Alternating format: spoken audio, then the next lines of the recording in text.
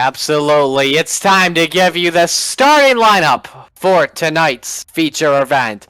On the front row, Patrick Sullivan starts on the pole, his second pole this season, with a 31.401 amongst the heat winners and Octavio Rondeletto. Next to him in row number 2, Tyler McRae and Alex Halenar. The third row, dropping bombs teammates Stephen Rex and Trevor Birchmeyer. Row 4, it's Matt Bear and Blake Wynn. Rounding out the top 10, Alex Krapser and Jordan Babinger. Row number 6, Sean Patrick and Kenny Tripp. The 7th row, Mike Stoddard and Jeff Edgar. Row 8, it's the Tyler teammates, Tyler Batchelder and Tyler Jalbert. Row 9, it's the Allies, John Friley and Logan Jones. And row 10, Jonathan Brunson and John Batista making his first start of the season. Row 11, Brett Edgar and Joe Campbell qualifying via times. Top 15, row 12, Luke Turp and Austin Edwards. Watch that row very closely. Row 13, Chase Johnson and Clinus LaBeouf. Row 14, Robert Colgan and Bowen Smith. Row 15, Aiden McConaughey and Jose Gaudino. Row 16, Mason Foster and Art Hendren. The 17th row, Charlie Beals and Jeremy Leto. The 18th row, Gregorio Emiliano Dorso and Daniel Miller. Row 19, John Brancaccio and Gerald Poole. Here's how row 20 looks, all getting EOLs the rest of the way. Kendrick Cryer and Derek Colson. Ryan Seams and John Schwartz, and Riley Duncan rounds out the field of 43. Two drivers did not make the show. That was Sean Andrews and Travis Sukup. Here's how the race goes down tonight. 3,300 laps, 300 miles.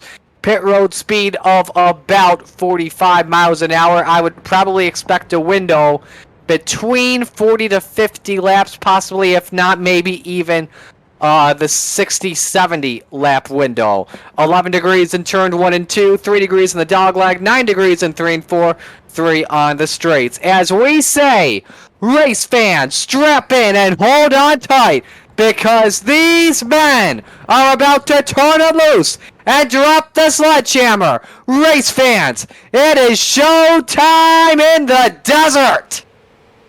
Off they go, off into turn 1. Everybody takes it pretty easy off the line there, down into turn 1. They're still 2x2. We're starting to see some 3 wide, about 8 rows back. Already got some guys getting dicey. There's a car way up in the wall back there. And that's Blake Wynn.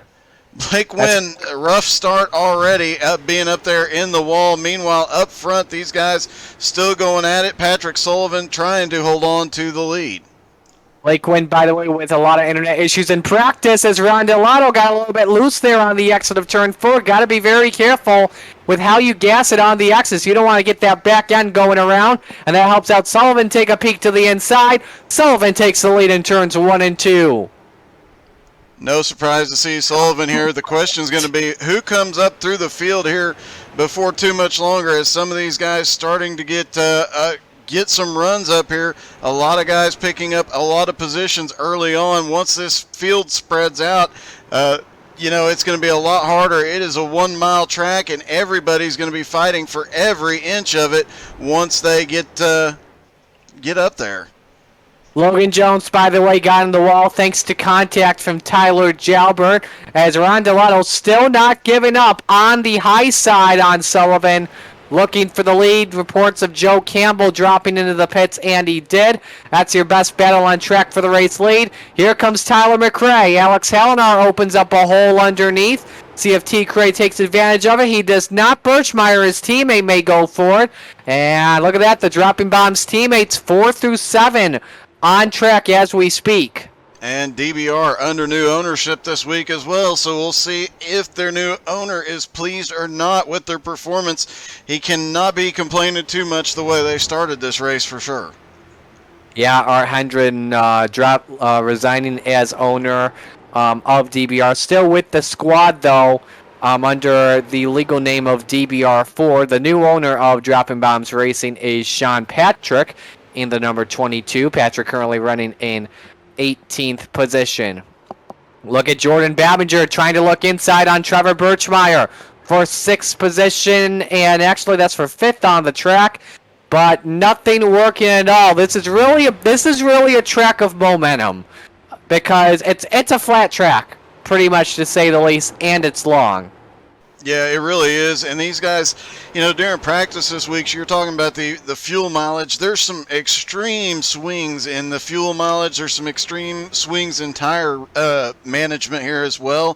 Flat tracks are always a lot harder on the right side tires. There's guys talking about double and triple stinting the left sides and carrying as much momentum. And it's not just the momentum but of the car going around the track, but the momentum of moving forward. And this track has some very special things at the very inside of the dog leg on the back straightaway. There's a little bit of a dip there that can send the car a little bit off kilter, so that could come into play before the night is out.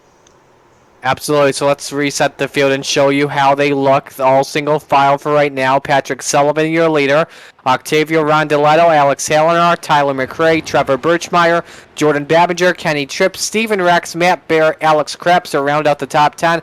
Everyone playing chess right now over checkers, unless your name's Tyler McRae, trying to take advantage of Alex Halenar to the inside. That's for third on the track. But back in 14th, Austin Edwards already picked up 10 positions, and he was looking to make it 3 wide there briefly with Bronson and Batchelder as he is trying to make his way forward. No surprise to see Austin's already picked up 10 spots. He is making his way forward very, very quickly. McRae trying to set something up with the help from his teammate Trevor Birchmeyer or his two teammates, Jordan Babinger included in this. Birchmeyer with a nice crossover tries to get underneath Halenar as McRae clears the 87. Up to third, Tyler McRae is, and Birchmeyer takes fourth at the line. Now Jordan Babinger wants a piece of the top 5. No surprise to see these two guys working together. We've seen them work together. Even if one of them's not as fast, they still find ways to help each other out on track. DBR team really, really exceptional at teamwork. Even on a bad day, they can work together and make things happen. Seeing these two work together, use one another as a pick, and help each other advance, they're playing a little bit of leapfrog to get to the front, and they're making it work. Kenny Tripp lets Alex Halenar in for just a moment, but the helmet says, you know what? I'm going to psych you out. I want the 6th position away from you, and that's the side-by-side battle on the track. Babinger thought about looking on Birchmeyer, but they are teammates, so they're going to be careful. But I think we're starting to get the battle for the lead to heat up here for a moment, Doug. Yeah, Rondeletto lost a little momentum in 3, but that we have seen this in the past here. You back off going into 3, give somebody a little bit of a head start, you get your momentum, you get the car set to come up off of 4 and into 1 really well, and you can come flying around. And we talked about it last week. Some of these guys are out here playing checkers. Some of them are out here playing chess. Rondeletto's out here playing multi-level chess and winning at it. So Rondeletto being in 2nd already, some of these guys probably ought to start worrying. Your points leader, and oh boy, that got close behind Babinger. Alex Halenar, a little squirrely off of turn 4, made a nice save out of that. Jordan Babinger thought about looking inside on Trevor Birchmeyer for the 4th spot on the track. Let's continue to watch Tripp and Halenar off of turn 2. Halenar not giving up on this battle. And it brings in Stephen Rex and Matt Bear. Yeah, and we saw last time, and I fully expect to see this in the dog leg. We'll see them too, but as the 12 car slides up a little in the middle of the corner, these guys are side by side all the way around the track, but you end up seeing somebody send it through the dog leg and get it 3 wide, and I believe have seen 4 wide a couple of times as the 12 car looks really loose. I would not be surprised to see 4 and even 5 wide through this stretch of the track. And when you got guys like Kenny Tripp, Stephen Rex, Matt Bear there, anything can happen. Don't be surprised either if we see that 4 or 5 wide stuff happening late in a race. Tripp and Halenar are still side by side. They nearly come to blows off of turn 4. Tripp edges Halenar there by about 0.02 of a second. Oh my goodness, winding their way up the track. And somehow, some way, Stephen Rex is not taking advantage of this. Yeah, I think Stephen Rex saw both cars did not have grip, and both of them were just trying to gather the car up, and the 12 car keep going sideways. I think he knew it was better to slow up just a little bit as they are going to get together if they keep racing each other. So wisely staying behind him where he can react instead of being under him where he could not. And it is getting really, really dicey with these three cars. Take a look at some of the biggest movers so far. Kendrick Cryer in the number 15 is up 17 spots. Currently runs in the 22nd position. Started in 39th. Continuing to march forward, too. He is down to the inside. I believe that's McConaughey. And making his way forward, not far behind him. And we got to talk to him before the race. And don't talk about him a lot in the first half usually, but here he is. John Schwartz already up 14 spots. We've got a battle for 8th position happening between Dropping Bomb's teammates. Steven Rex and Mike Stoddard. Alex Krapser in this battle as well. How about that 29 Phillips 66 machine? The best start of the year so far for Alex Krapser, and it's definitely making the most of it. Yeah, he definitely is. We've seen a couple of races here recently where he's had really some great runs, some glimpses of real greatness, and some chances at really good finishes, and it's really starting to come together for that team. They're going to have the whole package before long. I fully expect before this season's out to see that car in victory lane. Let's go to the battle for second spot here as Tyler McRae is trying everything to get by Octavio Rondeletto, but behind them, Kenny Tripp wants Jordan Babinger for 5th. They're going on a date coming to the line. That got a little bit sketchy, and Tripp wisely backed out of it there as the 48 was almost in the wall. He's going to get another shot at this, but Kenny Tripp just making his way up through the field.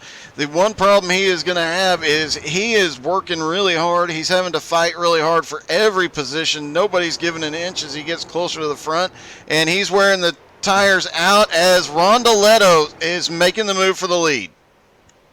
Trying to take it on the exit of turn 4 at the stripe. It was Sullivan by about a bumper. Now let's see here where McRae goes. Rondeletto squirrely up the track, forces Sullivan to go way wide, and Octavio Rondeletto takes the race lead. How do you like that if you're Sullivan? It looked like Sullivan might have gotten in too deep trying to hold on to it. And they both went in a little harder than usual, and I think both of them suffered a little bit because the 99 closed right back up to the back bumper of Octavio. But this is going to get really interesting, and I would imagine that Sullivan's not real happy that Octavio drifted up, but as the 99 is now doing the same thing. Trevor Birchmeyer looking for a second spot on the track with help from teammate and points leader Jordan Babinger. Another Dropping Bombs car, and McRae working top shelf. Kenny Tripp tries inside on his Alliance. That's for 5th. And it's starting to get a lot racy. We've got some lap traffic starting to develop. First driver, though, catch up to is Jeremy Lutto in the 17. I think he's got a car that's supposed to be designed like the flag of Arizona. Birchmeyer up to 2nd. Babinger's up to 3rd. 2x2 down the dogleg. Yeah, Leto ran that same paint scheme here last time, and I know Leto had some a rough time during the heats this weekend. So he is looking for some redemption there, and to show that he is still a competitive driver. I imagine he's going to be coming up through the field. He's probably going to be fighting the leaders off as hard as he can until the first pit stop, make some adjustments, and possibly come back to the front. Patrick Sullivan, meanwhile, since he's lost the lead, that car is going backwards quickly. Shows you why you really need to run the low line here at Phoenix Raceway. Anywhere above that track, you're going back. Nice side-by-side racing behind them, too. That is for 9th on track, Jonathan Bronson and Steven Rex. Bronson's had a good few runs these past couple of weeks, just but not really been able to get the results like at Oxford. Yeah, he's spent like most of the last 2 races. He's spent in the top 10. Just can't get everything completed. I think last week he actually finished 11th or 12th. Oxford came home with not the best finish, but he definitely can run there. It's just getting the job done at the end of the day that seems to be, and he is sending it out of 4. 3 wide, coming to the stride. Bronson. He thinks second over and tucks back in line behind the 52 of Stoddard. 24 laps in, and these guys are sending it every single lap. Oh, Austin Edwards through the grass. Can he save it? Yes, he can. That was close for the 66, who came in third in series standings, or fourth rather. But Austin Edwards just got loose from contact with, I think, Tyler Jobber, and made a nice save. Wow, that let's see if we can get a look at what happened there. And it was contact with Jalbert. Yeah, they were leaning on each other. It looked like Jalbert was trying to actually correct the car a little bit, and just ended up going, getting a little squirrely and hitting Austin Edwards. Austin Edwards ended up going through the grass, but great save by both drivers, as we may be about to see a battle for the lead. Trevor Birchmeyer closing in on Octavio Rondeletto, the Dropping Bombs teammates, thinking about working together. Unless Tyler McRae says, let's go low, man, let's go low, don't go high. Got some side-by-side racing possibly developing with Stoddard and Bronson once again. Now Bronson taking a look on the high side. You think that's going to pay off here or no? We did see a couple of guys last time that managed to make the high side work, but what really has to happen is you got to get a few guys that go up to the high side for a little bit. He's making it work, but they've got to rubber in that part of the track. You see it starting to form on track, a little bit more rubber, a little bit higher. They're going to have to get some rubber laid down on the groove they want to race if they want to be able to get up there and pass, but he made it work. He got the position. Damager as well thought about having a hole on Kenny Tripp, and this could help out. Tyler McRae and Kenny Tripp make contact. Damager trying to close in, and they're side by side for third on track. Doug? And yeah, it is. There's a lot of leaning on each other very, very early in here. A lot of guys sending it. Last time we were here, there was a bit more patience early on, so I fully expected guys to take it easy at least until the first pit stop, but that is not what we're seeing at all here. These guys, everybody's going for every inch they can early. How about Kenny Tripp taking that to his advantage up to third position? Jonathan Bronson's actually getting something working top shelf. He is up to fifth and started in 19th position, having a nice run so far. McRae sends it in. That got a little close. Yeah, McRae has been sending it in. Anytime he gets side by side, he is sending it into one, because that seems to be where he has the most momentum. But that time, fortunate Bronson was holding him down, gave him enough room to slip a little bit, but not very much, as, the 82 gets a little sideways off 4. But he's making it work on the high side, and McRae had to back out of it just a little bit.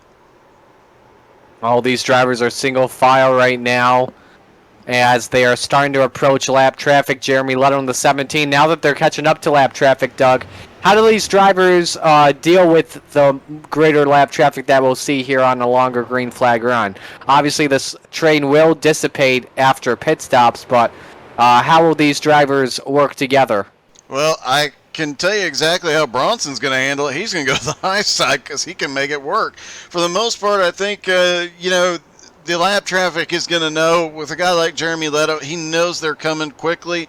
He can't keep up. He's going to try and get out of their way. He's going to communicate and stay out of the way, not impact the leaders, hopefully. But they also, if they're not one lap down yet, they can still fight. Try and stay on the lead lap. Hope for a caution.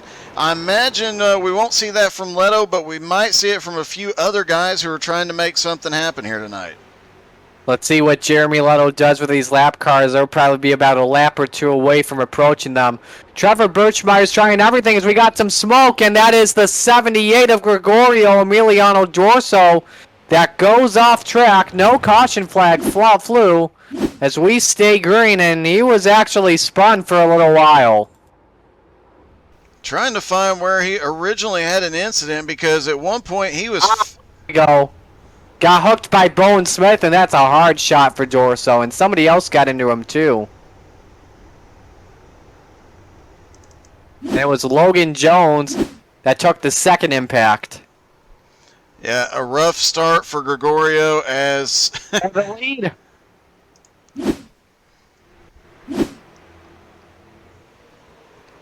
Sorry, Doug, go ahead. No, I was watching, trying to see what happened originally to Gregorio, but yeah, that's a rough start for a really, really fast guy out there. But now we have a battle for the lead as here comes Trevor Birchmere. He has scored in the lead that lap, and now they're side by side coming up to the lap car of Jeremy Leto. Ron DeLeto looks like he is going to let, no, he's going to keep fighting back on the inside and try and use Leto as a pick.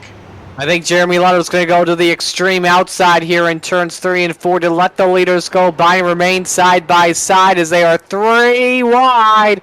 Getting a little bit close. You see Bronson tucking down to the bottom of the track. Kenny Tripp trying to figure out where he wants to go and try and cut off the air of Jordan Babinger as they're still side by side. Birchmere has led the past 2 laps at Phoenix. And this is a battle we've seen. Oh, they almost touched coming off of turn 2. We've seen this battle a couple of times this season. These guys getting up there, but the long run always seems to go. As here comes Bronson, just fired it off into turn 3. Takes the 4th spot away from Babinger. Now he wants 3rd. Meanwhile, coming to the stripe. This time it's Ron DeLeto, barely by about a 4/1000th of a second. 5 cars put him under a blanket in this battle for the lead. Oh, Ron DeLeto let it loose.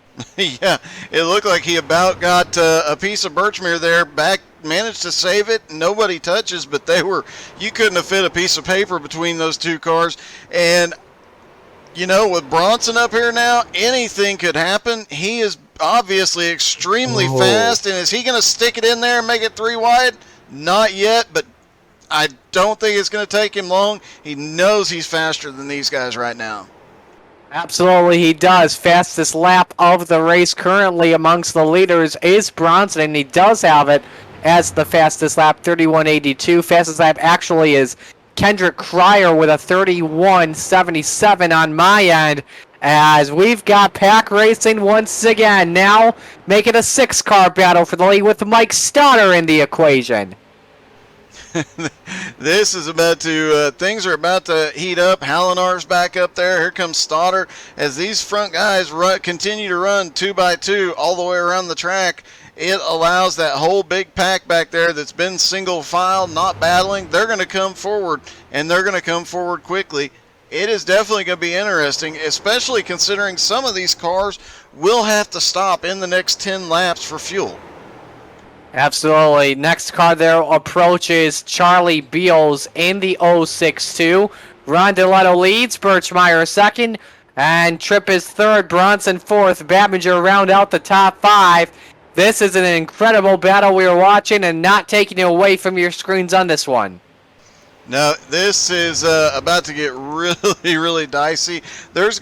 These guys are going to run out of patience before too terribly much longer. And you see these guys, the 77's got a ton of grip down there on the bottom. The 82, every time they go into the corner, he's looking to the inside of Ron DeLeto. Every time he goes through a corner, that car looks like it's just holding on before it goes sideways. Boy, that's getting tight in 1 and 2. They all get out of it cleanly. And that could give the advantage to the 77 and the 82. Still side by side with traffic approaching. I think Charlie Beals will be a gentleman and let these and go all the way up high and let the leaders go down to the bottom. We got a couple of drivers in pit road. Art Hendren is in. Same with Logan Jones and Gregorio Dorso. Remember, Dorso had that wreck earlier. Hopefully Dorso can get repairs, get back out on track, get some points. His teammate, though, up here battling for the lead. And I do believe that that last lap, I think Bronson bumped the 77. I also think the 48 gave a little bump to the 12 car. So, oh, there's a bump. They touched there, and you won't believe this. Birchmere and Ron DeLeto were tied at the line in the thousands. Here we go for the lead. It's easily Ron DeLeto. Jordan Babinger 3 wide, stuck on the outside, and they figure it out as Bronson finds his hole. Tyler Jalbert now in pit road. We're a couple of laps away from seeing these drivers come in. Birchmere way high through 1 and 2. Got loose coming up off 2, losing a lot of ground, and Bronson is going to capitalize on everything he can. Now he's got a nose to the inside. The worry, if I was Birchmere and I was up on the high side, if you've been paying any attention to Bronson at all, you know that he is really squirrely through the corners. He's does not have the same level of grip, but he's got a ton of speed. We'll see if hopefully Bronson can hold on to it, doesn't get into the one, as Rondeletto firmly back in the lead.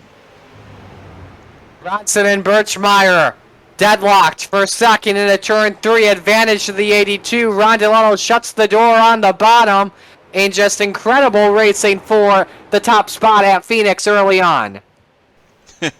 This is a bit more than what normally you expect early on. Everybody's going to be single file. Last time they were single file and actually started picking up lap traffic a lot quicker than they have here tonight. They're about to come around another lap car, the 21, on the inside there, and they've only lapped a few cars so far, but these guys definitely giving everything they got, as Bronson almost gets the back bumper of Rondeletto and now starts looking to the inside off 4. Jonathan Bronson wants that lead big time. I may have even seen a bump draft there going into turn number 3 and 4. So I continue to look my way through the field. I got Tripp in 4th.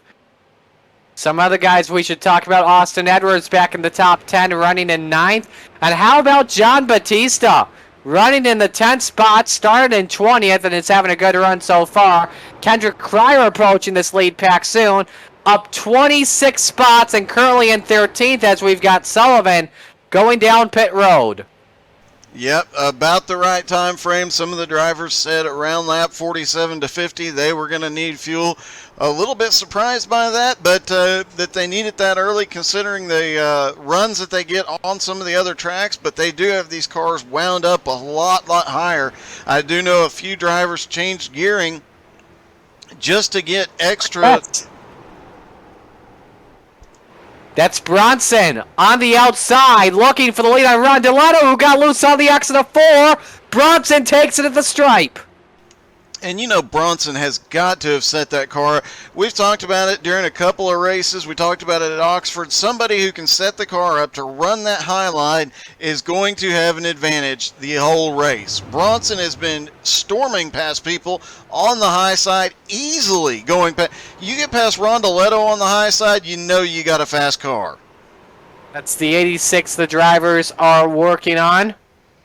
That is John Brancaccio, as a lot more drivers, I believe, came into pit road this time. It's a flurry of them. Yeah, you got Hallinar, Birchmere, Babinger, McConaughey. They all came to pit road. Got several guys that are going to stay out and stretch that mileage as long as they can, and we talk about it all the time on these smaller tracks. What you end up with is just a lot of bad situations as Bronson gives up the lead to come to pit road. But yep, Jonathan Bronson is in. I believe that's John Batista also in, so this gives the lead to Octavio Rondeletto. I'm waiting to see where the rest of these drivers, like Alex Hallinar and company, will merge out. They're going full tanks of fuel, 4 tires. These are long pit stops, too, when you race a street stock in iRacing. Keep that in mind. Yeah, I talked to Gerald earlier today. He said he was actually going to time different pit stops to see how long they took. As Rondeletto gives up the lead, he was timing different pit stops to work on his strategy. Other drivers talked to said, like I mentioned in pre-race, 2, maybe 3 pit stops before they change left side tires. So definitely a lot going on here. And the problem you have, guys, we've seen some close calls getting onto pit road. There's close calls getting off pit road just by design of this track. And things could get very interesting. Somebody that stretches that fuel mileage till the entire pit cycle is done, they could come out ahead on this. Definitely. As the leaders are in pit road, Mason Foster takes the lead. We'll take our first break here in the Everyone is Ugly at 5 a.m. 300 from Legacy Phoenix Raceway. Stay with us on How to Suck at iRacing.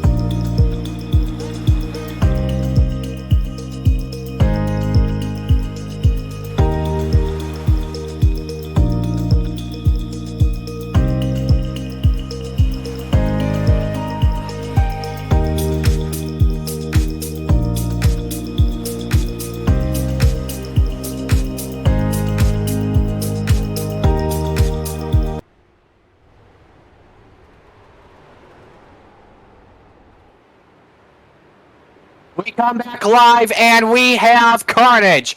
Kenny Tripp in the number 12 is damaged big time. And we're about to get a replay on what happened. I think the first guy I saw crash was Alex Krapser. Doug, what went down here? Let's take a quick look. And as I mentioned, the pit stops can cause some chaos here. And it looks like the 29 coming back off pit road. And that was Jonathan Schwartz was on the inside right there. Several cars get collected, and it is just utter chaos right behind him. You got Krasper got the worst of it, sent to the inside. Chase Johnson got sent off track. Trying to see who else. Tyler Gelbert went off track. Everybody managed to get clear of the track or get going the right way fairly quickly, but the 12 car takes a huge hit on the back straightaway. He was completely sideways as people came around. Kenny Tripp, who came in 7th in series points. Big implications. We saw Tyler Jalbert involved as well, who is battling for a top 15 spot. So right now, and Jonathan Schwartz too is the biggest name of all of this because he won the last race at Phoenix, and 5th in series points, coming in 119 back on the guy in 4th, which is Austin Edwards. So now as we shift on through, the current race leader is Clinus LaBeouf in the 0-3. Now he did a much shorter pit stop, I believe, when it came to fuel. He's banking on a yellow flag to come out. That way he can cycle with the leaders when they come in the next time by. So Clinus LaBeouf, currently your race leader, and Alex Hallinar is in 2nd.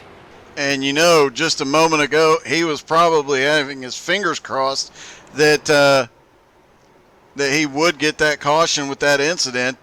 Didn't come out because everybody kept going the right way or were clear of the racing surface very quickly. So he did not get the caution he wanted there, but Hallinar in 2nd has Bronson right behind him, and I'd imagine it's not going to take Bronson long to get around Hallinar. He's done it once already tonight. He'll easily do it again. Clinus LaBeouf, by the way, started in the 26th position. How about the driver that started, I think 39th position, Kendrick Cryer? He is having a great day, currently running in 7th after pit stops. Yeah, great run out of Kendrick. He's had some good runs. He's been improving every single week. He's been getting up here, battling in the top 10, often in the top 5. Another one we fully expect to see in victory lane before long. His team is doing a great job. He's hanging with Rondoletto right now. I mean, that speaks volumes, and he's picked up 33 spots so far. Watch out for Kendrick Cryer very closely.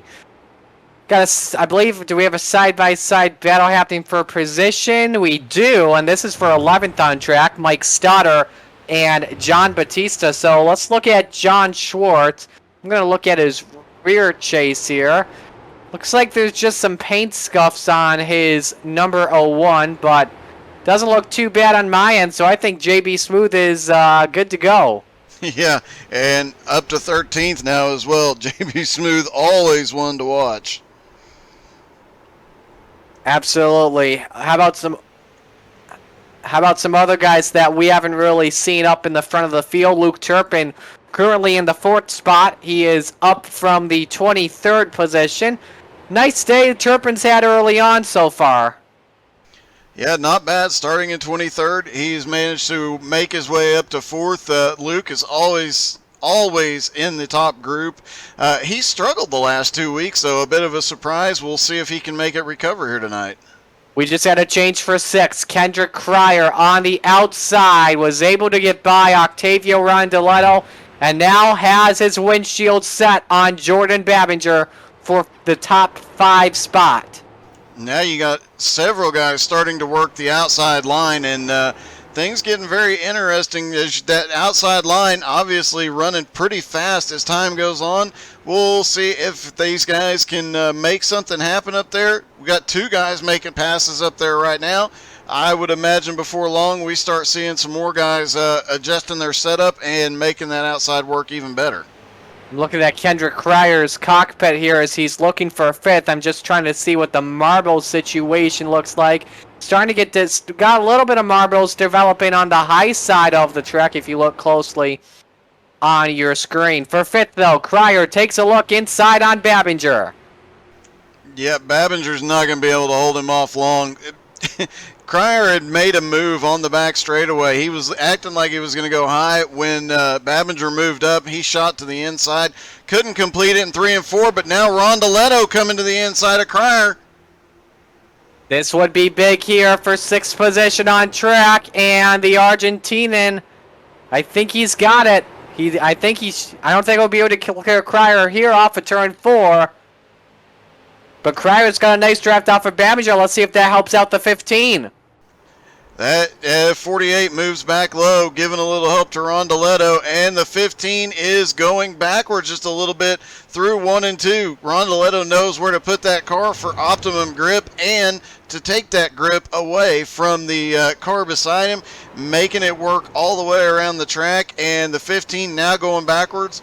It seems like once you get hung out there, it takes a couple of laps to build that momentum back up on that high line. Once you do, you're pretty much unstoppable, but getting it going again, getting back that rhythm to make that outside line work as the one car almost sticks his nose in there. Let's watch the battle for second spot as Bronson and Helen are duking at it, and I believe Bronson was able to get by a couple laps ago and make that pass for the runner-up. Bronson. Back over to the battle for sixth.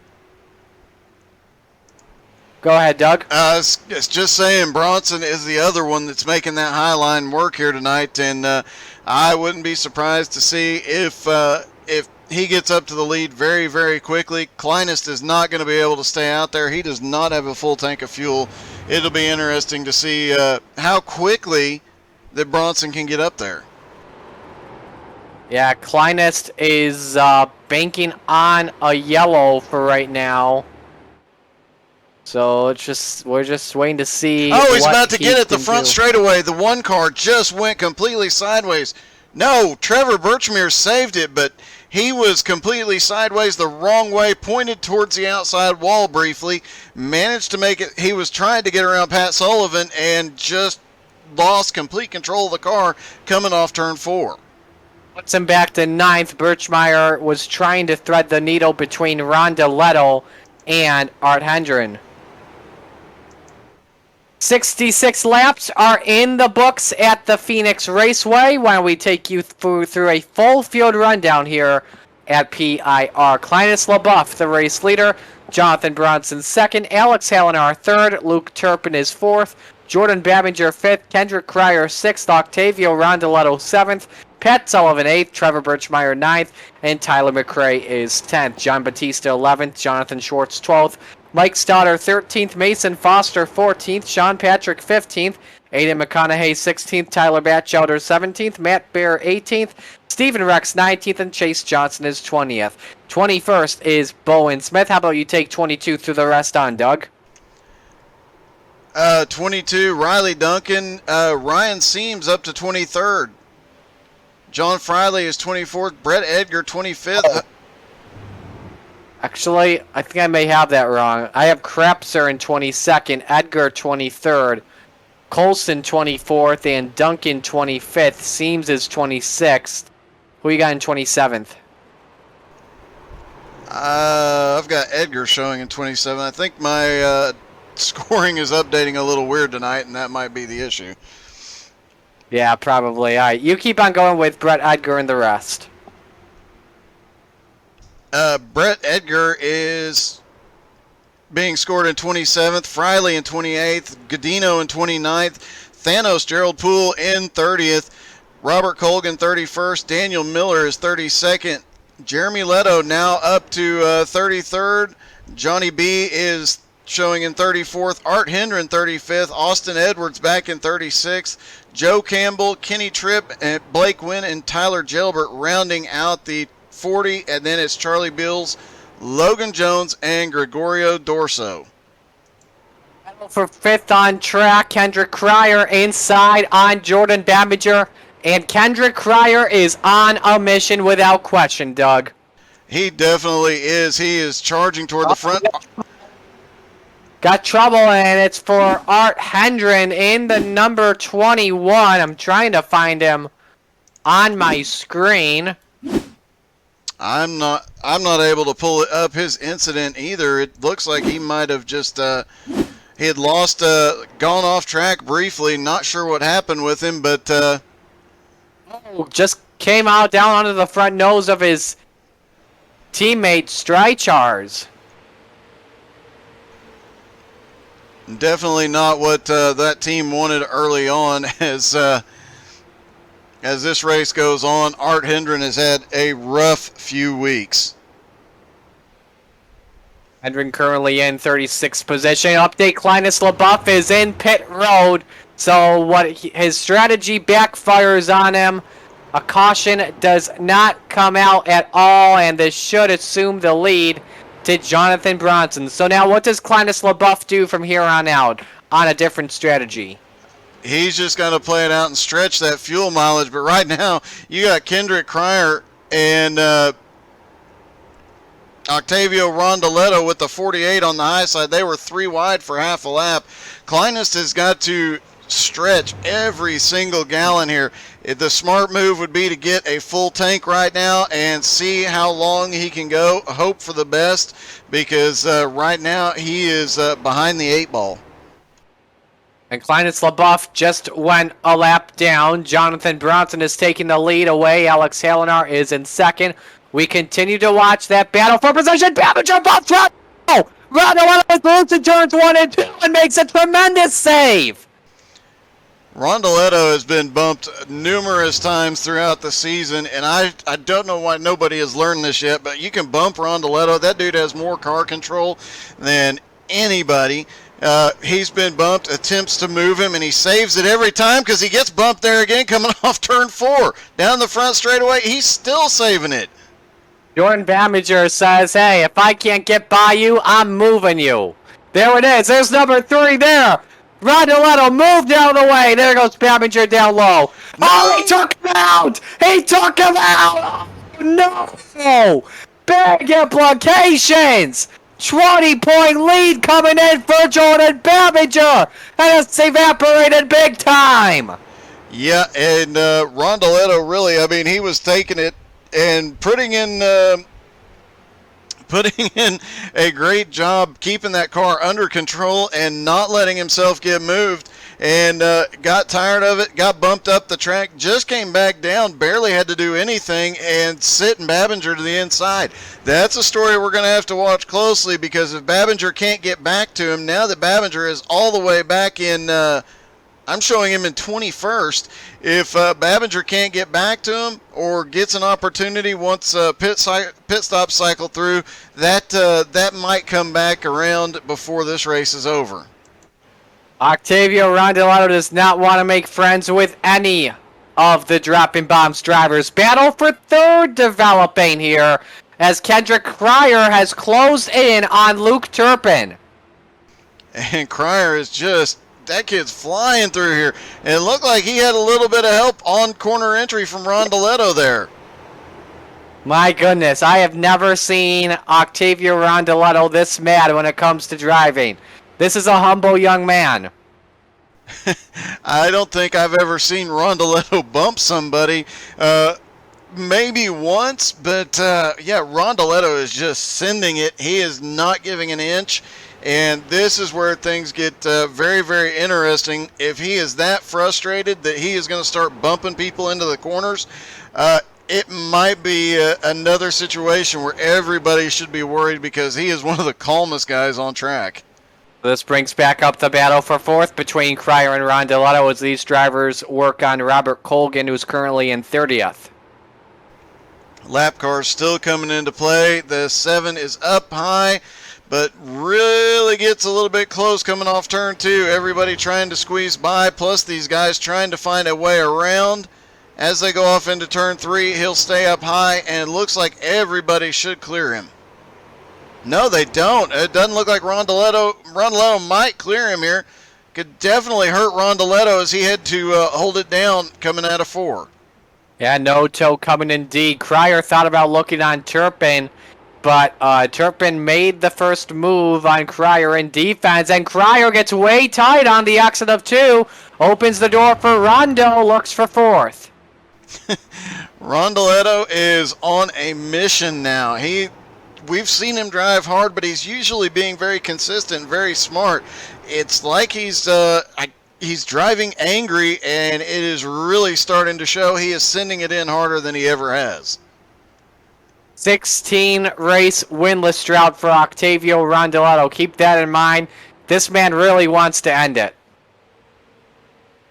Yeah, I fully expect him to be on the podium tonight, if not in winner's circle. He was very excited to at least be back on the podium last week, but, he's been in the lead tonight. He's had a great run, but obviously some of these guys bumping, banging, and he's getting very impatient and frustrated with situations on track. Cryer thinks about going down to the inside. Same with Patrick Sullivan. Again, the battle for the 4th position on the track. We just had a change, I think, for 7th, and yes, it is, between Trevor Birchmeyer and John Batista. Now, I believe Birchmeyer was in that spin out earlier, but kept it going. Not the one with I know that was one with Babinger. I think it was the one that Schwartz was in as well, and they've been able to rebound back up inside the top 10. And just an interesting note from the chat from Missy Babinger saying the 77 of Rondoletto is toast.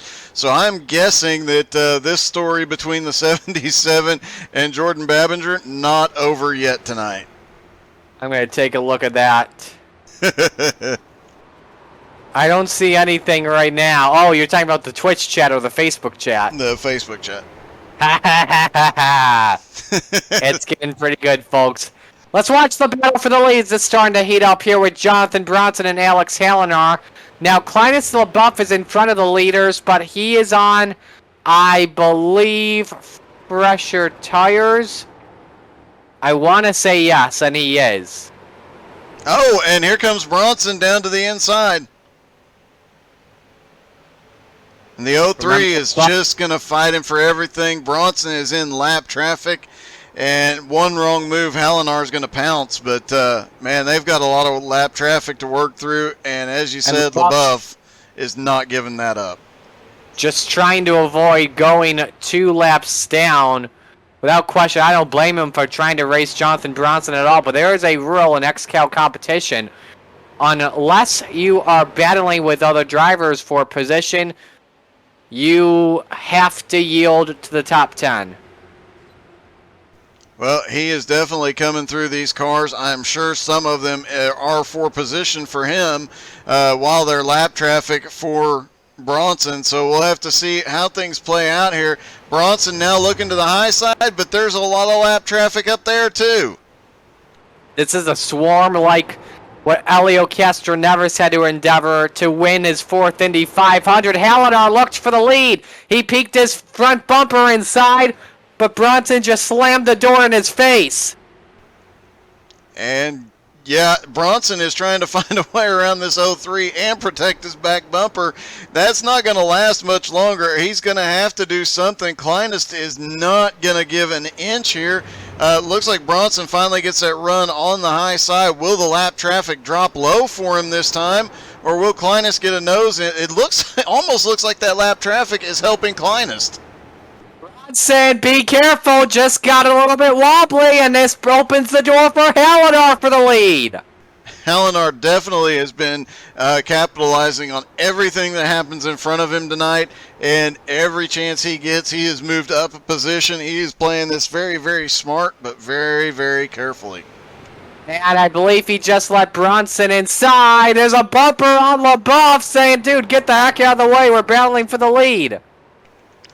And I don't think LaBeouf got the message. Halinar's coming in pit road. And giving up second place. It looks like Batista may have come. No, he did not. But we've had a couple of guys. Art Hendren back on pit road. Mike Stoddard back on pit road. Art Hendren, we're talking about, he had the incident earlier. just nothing but bad luck for over a month now for that team. Aiden McConaughey also in pit road. Alex Halenar, no question, for tires and fuel. So Bronson with the lead. And Luke Turpin is second. He's about 6 seconds back, and he's battling with Octavio Rondeletto for the runner-up spot. Now, you're probably wondering what happened to Kendrick Cryer. He fell back to 5th position, right behind Pat Sullivan. You say fall back. He's really only about a second behind Rondeletto, and the way that Rondeletto, with the people that are in front of him, as him and Turpin come up on some more lap traffic here in a few moments, I fully expect to see Cryer coming forward. I really think this race is going to be decided by those guys that can make the passes on the high side, and so far the two that have consistently done it, Bronson, Cryer. I fully expect those two to at least be in the top 5 when this is over, because they can make that outside line work. John Schwartz is in pit road, taking up his top 10 position. Pat Sullivan in 4th. He's reporting he's coming in this time. Let's continue to watch the battle for a second between Turpin and Rondeletto. How long will this go for? These two race each other so often. There is an obvious mutual respect between the two of them. I think if Rondeletto gets the run, Turpin will move out of the way and just let him by easily. Conversely, I don't think Rondeletto would not, in normal circumstances, he would not just send it straight into the back of Turpin, but he is, again, he's driving a little bit frustrated right now, so you never know. It might be, we might see a whole different Rondeletto before the night's out. Absolutely. We'll see what happens as we are on our second cycle of green flag pit stops today. Patrick Sullivan is in pit road. Jordan Babinger is in the pits. Update you, by the way, Jonathan Bronson was able to get by Linus LaBeouf. Definitely a big game changer there. Kendrick Cryer giving up 4th position this time and will come down pit road. And you know Yeah, go ahead. You know what's interesting here is we are not seeing anybody test fuel strategy, really. We're seeing different strategies on pit road, but didn't see anybody really stretch the fuel mileage on the first green flag run. Most everybody hit between lap 45 and 50. Nobody really went beyond lap 50. So there's quite a bit going on here, but here we are coming to finishing up another cycle of pit stops, and we saw the chaos that happened after the first one. I'm really surprised we're not seeing some guys out here stretching that mileage. Well, to me, this seems like the top 3 are going longer than usual. Trevor Birchmeyer just came on down pit road in the number 1. I think they're trying to stretch it longer because that's really been the strategy in these past couple of weeks of XCAL competition. They've really learned from the master at saving fuel, Luke Turpin. How do they save the most as Jonathan Bronson gives the lead up this time to come in, locks the brakes on entry, 45 miles an hour, the pit road entry speed, and is right now nailing it, and gives the lead up to Luke Turpin. Turpin and Rondeletto staying out, no surprise at all. We've talked about it time and again. Turpin can stretch fuel mileage better than anybody else in XCAL. Rondeletto, a very close second. These two guys, we've seen Luke Turpin go 10 laps, 15 laps more than anybody else this season. So I fully expect to see something tried here. I'm just really surprised it wasn't tried on that first cycle of pit stops. That might have been the strategy. Do that first run, pit, see how everybody does, and then see how far they can go. But, yeah, very interesting strategies here. Sean Patrick just came on in, giving up the 4th position. Believe once everyone cycles through, the lead should go to either Linus LaBeouf or Jonathan Bronson. I want to say it will belong to the number 19. Nope, I think it's going to go to the 03 once everything cycles out. But remember, LaBeouf is on a completely different strategy.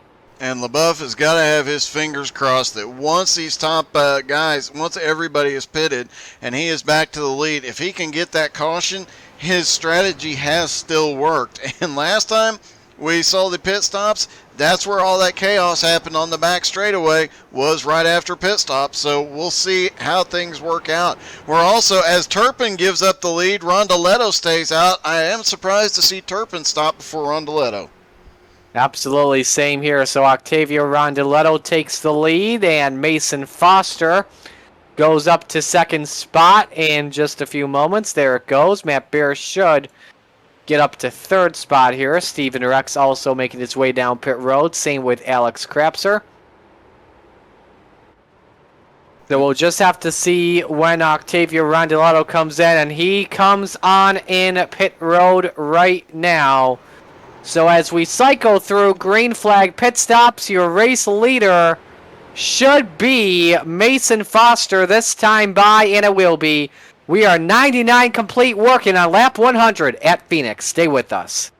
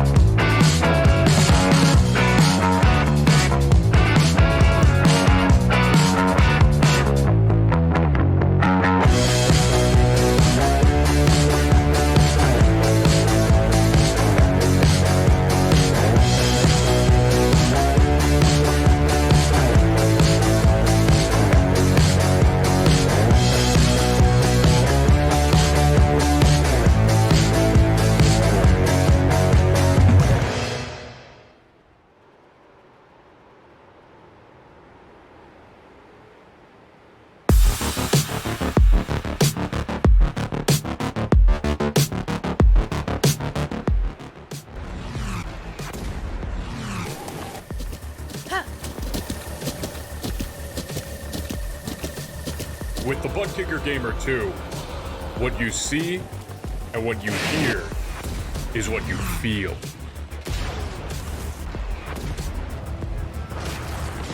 Butt Kicker. The future is feeling.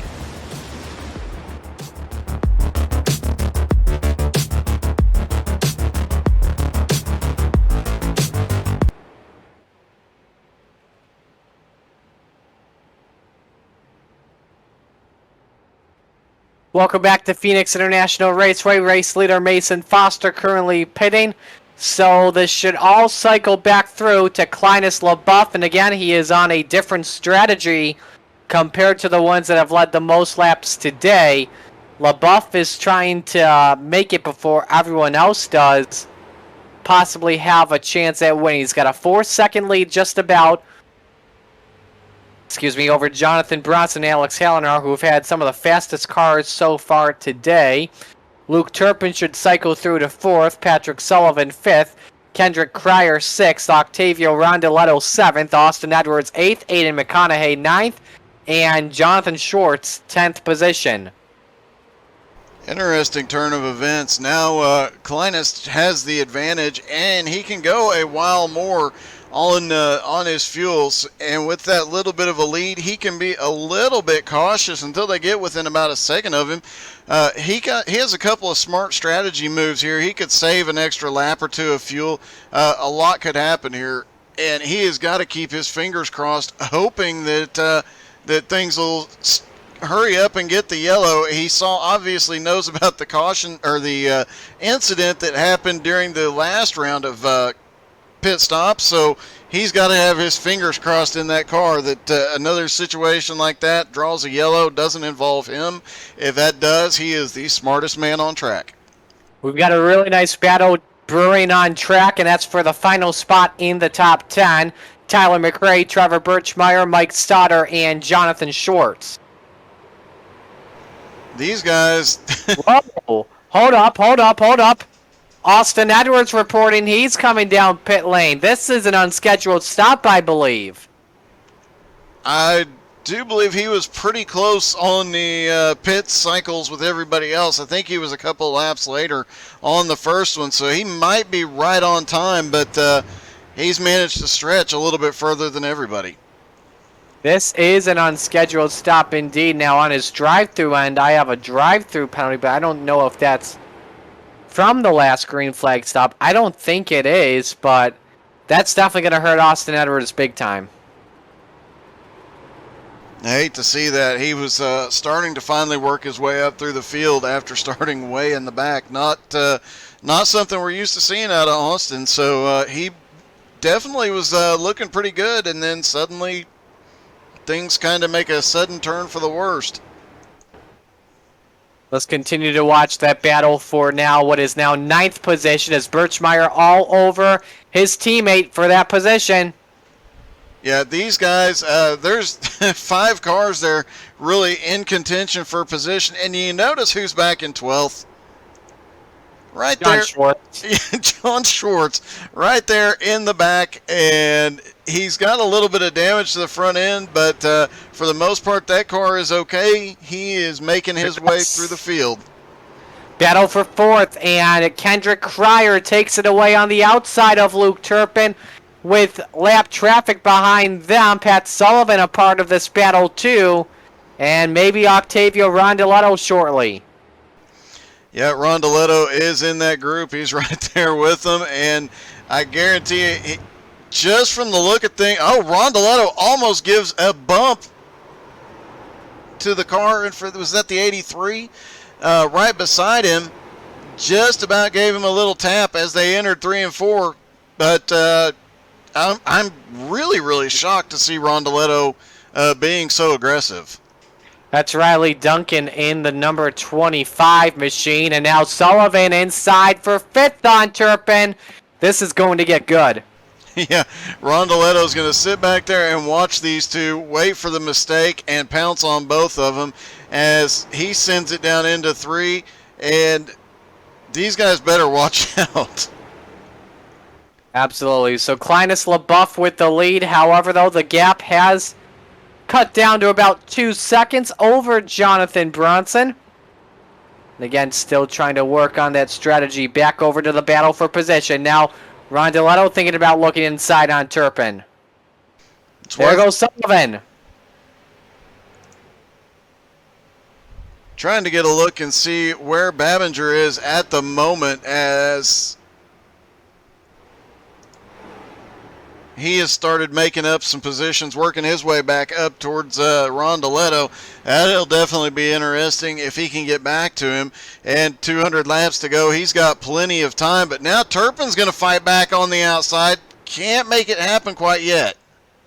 Getting some reports, by the way, that Jordan Babinger in the 48 is blinking, currently in 16th. His ping and quality look good for now. So 66 ping, 100 quality. So I don't think it's going to be a huge... I don't think he's having some bad issues right now, so he should be all good. Let's take you on a full field rundown again. Clinus LaBeouf, the race leader. Jonathan Bronson is 2nd. Alex Hallinar currently runs in 3rd. Kendrick Cryer 4th. Pat Sullivan 5th. Octavio Rondeletto side by side for that spot. Luke Turpin 7th. Aiden McConaughey 8th, Tyler McRae 9th, Trevor Birchmeier 10th, Mike Stoddard 11th, Jonathan Schwartz 12th, Mason Foster 13th, Matt Bear 14th, Sean Patrick 15th, Jordan Babinger 16th, who's blinking again, Tyler Batchelder 17th, Alex Krapser 18th, Bowen Smith 19th, Steven Rex is 20th, 21st is Chase Johnson, Jeff Edgar 22nd. Doug, take the rest of the field. Looks like you got Colson in 23rd, Riley Duncan in 24th, Brett Edgar is 25th, Friley is 26th, Jeremy Leto starting to continues his march forward in 27th. Ryan Seams is up to 28th, and Gerald Thanos Poole up to 29th now. Jose Godino in 30th, Robert Colgan in 31st, Daniel Miller is 32nd, Austin Edwards 33rd, Johnny B is 34th, then Art Hendren is 35th, Joe Campbell, Blake Wynn, Logan Jones, Kenny Tripp, and John Batista round out the 40, then Gregorio, Tyler Gilbert, and Charlie Bills, 41st, 2nd, and 3rd. Currently, we have 17 drivers on the lead lap as LaBeouf puts a lap on Alex Krapser. I want to say Kleinest has led the second most laps of the day. I am not too sure, and he's a couple of laps away from pitting from my understanding. And I have to ask in the chat, Chris Johnson just dropped a chicken leg, and I don't understand. I don't understand either. Unless Chris is offering to go get us some chicken legs, in which case, yeah, bring them. Absolutely. I don't want KFC, though. And make sure you bring some K2 sauce with our chicken legs. Absolutely. If I want fast food chicken, I'm going to get Church's chicken, even though I've never had Church's chicken. I haven't either. It does sound delicious, though. And Kleinest is on pit road. That's going to give the lead to Bronson again.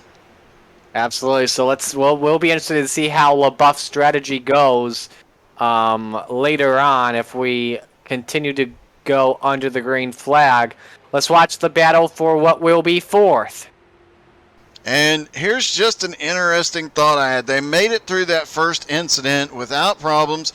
We've had a couple of on-track incidents, but they've managed to keep it green.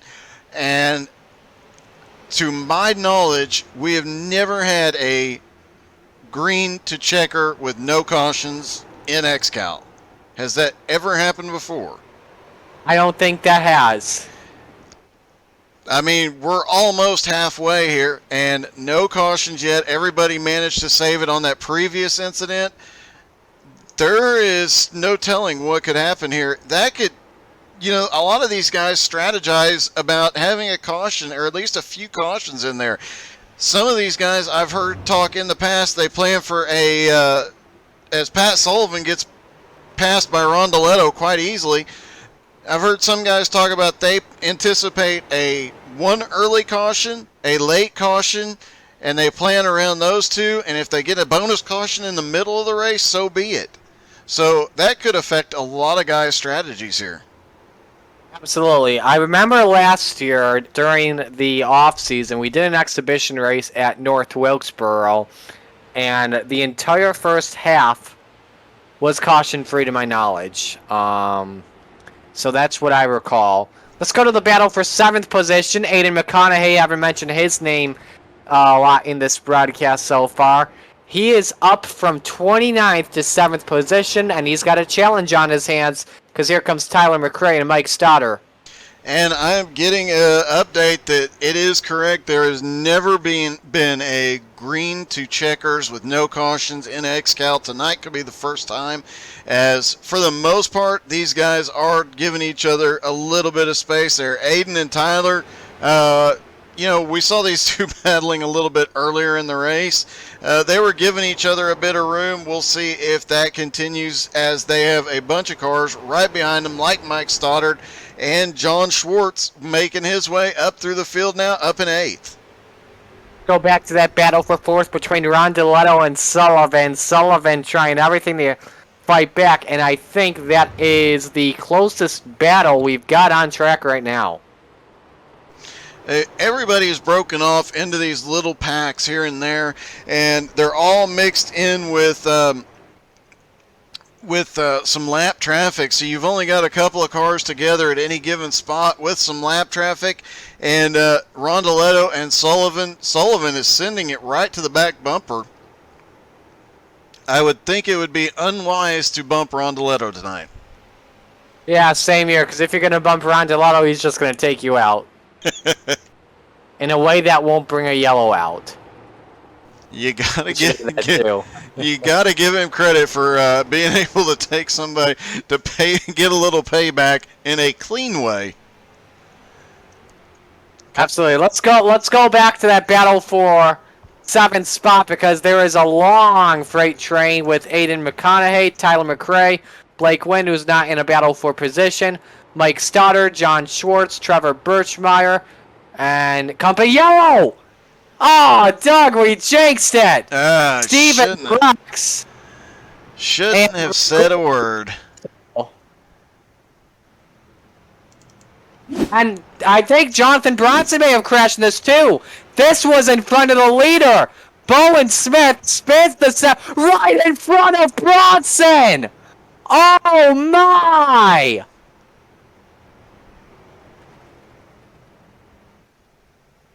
Trying to find the correct instant. The 78's involved again as well. Second incident of the day, but can you believe that? Jonathan Bronson, and that's heavy front end damage. Nowhere to go. And his day is done. For a win. I'll say that. For a win, that's likely done. Not able to pull up the replay on this. I'm trying to find a way to look at it, but yeah, that's going to hurt what was a very, very fast race car. And this yellow as well, not what Clinus LaBeouf wanted at that time. He just went to pit road. He just gotten his fuel and tires. And now he's trapped 2 laps down. So he could still try and play this strategy, though. If I was Clinus, I'd run in and just hop off on fuel. No tires, nothing else. Just run in there, get a little splash of gas, and see what he can make happen here. You know there's going to be some guys at the front who are going to go onto pit road and get 4 tires and fuel. I am guessing it would pay off. So we did have some drivers come in. Helenar, Sullivan, Turpin, Bronson, McConaughey. I believe Helenar beats them out, then Turpin, and then I want to say Sullivan. Rondoletto's on pit road. Yep, and we get the word Bowen Smith is getting the black flag for more give, less take. Waves are going to Riley Duncan. Let's see who else waves are going to. Ryan Seams, and there should be one more. And I do believe, by virtue of being in front of the leader behind the pace car, I do believe Clinus is going to get waved around the pace car automatically. Absolutely. He will. So, let's give some more shout-outs to some sponsors of ours. More Polish Pottery, a Midwest gift shop and distribution center for Polish pottery stoneware. Guests can shop our vast selection of Polish pottery, one of the largest in the Midwest and the largest selection in Illinois. We sell only quality one Polish pottery stoneware at our retail warehouse-style store. Their pottery is handmade in Bolesławiec, Poland. Whether you are beginning or adding to your pottery collection, More Polish Pottery strives to find the next great addition from thousands of pieces available. Visit us during our regular hours at 8953 Jericho Road in Big Rock, Illinois, or online at morepolishpottery.com. 10 years and running. So we are extending this once again. Sim Racing Esports meets crypto and blockchain technology with Sim Racer Coin. Earn Sim Racer Coins, buy setups, paints, coaching, or join realistic leagues. Learn more at simracercoin.org. Sim Racer Coin, racing is life. So, by my looks of it, I think we should only have one extension here, and that we already have our extension before we go back to green. Yeah, lights are back on the pace car, so I think they'll get lights out and one to go this time by. It looks like everybody's getting sorted out pretty quickly. Kendrick Cryer still in the lead, Helenar in second, Turpin third, Rondoletto is fourth. I'm showing Pat Sullivan just came to pit road from fifth, getting a last-minute bit of gas. And that interesting addition to that, it looks like that's going to put Babinger up to ninth, just a few spots behind Octavio. So let's reset the field how it looks. Kendrick Cryer, Alex Helenar, row 1. Luke Turpin, Mason Foster, row 2. Octavio Rondoletto, and who's going to be in row 3 here? I want to say Jordan Babinger it is. Tyler McCrate and Trevor Birchmeyer in 7th and 8th. 9th, Matt Bear, and 10th is Riley Duncan. And now you've got the 77 and the 48 restarting side by side. Watch that closely. This will either go really smoothly or really badly. So Kendrick Cryer from 39th to the lead has the right to fire first as the pace truck is in pit road. There's the restart box. He goes, and we're back to green. So far, so good. That inside line got a much better start on the green, but now they're all getting side by side, even out, 77 and 48 at least for the moment, playing very nice, knowing that they've got the whole field right behind them. But I guarantee you, both of these guys have their cars wound up to 11 right now, trying to get away from the other one.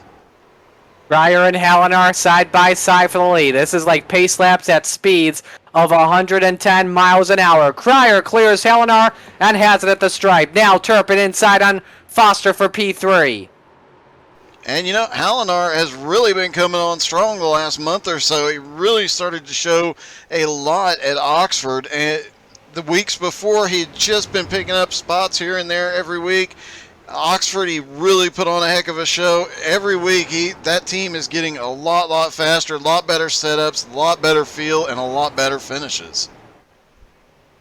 Turpin trying to slam the door on Foster for third position. Here comes Ron DeLetto and Babinger right behind. I thought for a moment he was about to dump him, but no harm, no foul indeed, as Ron DeLetto up to fourth, Foster back to fifth. Yeah, I'm watching that one very, very closely as they are now nose to tail, and it looks like Babinger's being really conservative here. He's not going to do anything at the moment. You got to wonder if race control might have said a little something to him right before the green dropped. Well, there was something in race control given by PDJ Zeller that said respect, respect, and I think Babinger took notice of that message. Hallinar falls back to third, Turpin's in second, Rondeletto and Foster, they are in a drag race in a turn 3 for fourth, and Rondeletto gets the edge. Yeah, and it seems like Rondeletto's not driving as angry, at least at the moment. So hopefully everybody's chilled out. They're getting this front group out to single file. They've got a few laps before they have to worry about lap traffic again. We saw them hitting lap traffic about 45 laps into a run. This gives these guys a little bit of a chance to catch their breath here for a moment, get single file, and possibly, pick up a position here and there, but try and save a little bit of the car for the end. Rondeletto taking a piece on Hallinar for the final podium spot, and Rondeletto takes that away. Now Turpin all over Cryer for the race lead. Now some drivers, by the way, took some tires and two tires and fuel. Other drivers like Kendrick Cryer stayed out. I believe Turpin was one of those guys that did top off. Yeah, I think he came down right at the end of the... And he did. And Everyone amongst the front 10 or the front 9 pitted except for Kendrick Cryer. Luke Turpin, 2 fresh tires on the rights in his favor, looking for the race lead. He's got it at the stripe. First time that does not have to do with pit stops, Turpin leads. And, this is a bit interesting because we've seen Cryer be one of the 2 cars to make the outside line work. But here comes Turpin on the high side. He made it work through 1 and 2. Let's see if he can make it stick through 3 and 4. That high line really starting to come in the last 30 laps or so. Turpin's been playing chess. Cryer washes up the track. That should help Turpin clear Cryer, and it does. And it also gives Rondeletto that outside line. That's another car that's been able to pass on the outside. These 2 guys, they have both been making moves to the outside, but definitely Cryer, that was his preferred line before this. Now Rondeletto making it work right after Turpin. I really expect to see more passes to the outside as Rondeletto gets too high into the corner, overcooks it. Hallinar may have a chance here. Hallinar 4th, Babinger 5th, Mason Foster 6th, and how about Matt Barron 7th spot? Highest spot he has been in so far today. Yeah, he started in 7th and then fell way back and has made his way back up here. He is still in contention. And he's trying to make something happen here, and looks like he's got a pretty fast car as him and Mason Foster have just stayed right with this group, and it looks like he's got some speed. He gets a run every now and then, just needs, oh, he gets the wall, bounces off the wall, shoots to the inside of Foster. He's going to make something going wrong turn into something going right. Meanwhile, Turpin and Cryer are having an amazing scrimmage for the race lead. Cryer was bump drafting Turpin down the front straightaway, and Turpin just had a heavy blink there. Yep, a few guys in the field seem to be having it. You and I talked about it before the race. This track, being the older legacy version, doesn't get as many updates. Does have a few glitches in it. It is a little bit harder to run, and it does make things a bit interesting. And if you already have some kind of connection or other issue, it'll definitely shine here. Race leader just got warned by not only the president of XCAL Racing, but also his team owner to stop blinking or else he will be black flagged. And this is a crazy battle for the lead, especially when you got a guy whose ping was just at 233. It's gone down to 75 now from the looks of it. So that's good to see. Let's go to the battle for four. Wait. Does Halliday look inside for the lead? They nearly touched. And Cryer tried to set something up on the outside. Opens the door for Rondeletto. Yep, here comes Rondeletto. He just waited patiently and saw his opening. He is always just right to capitalize. Can't make anything happen there. And look at fourth. Babinger inside on Hallinar, but nothing works. Hallinar got back on the gas first for the lead. Luke Turpin still holding on to it. You got to wonder if Cryer, knowing that he can make that outside line work, how long before Cryer gets a run up on the high side and makes something happen. But if he opens up that bottom line, Rondeletto will take it. Rondeletto will take any opening. Absolutely. It's getting a little feisty there without contact.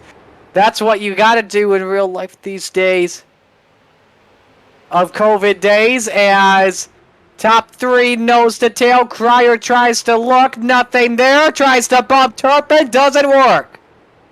Kendrick Cryer pitting in this time, we're getting reports. He did stay out, so we got to wonder if it's a fuel and tire situation. We'll see if he does duck. He does slow down. He is on the apron. Turpin to the lead now. Rondeletto to second. Hallinar to third. Babinger up to fourth now. Babinger has been working the back bumper of Hallinar extremely hard the last few laps. I don't think it's going to be long before he gets around him. But if he keeps opening the door like that, Mason Foster is going to take advantage. So Turpin, Rondeletto, Hallinar, Babinger, and Foster, your top five. Turpin getting warned one more time to not blink or else he is getting the black flag.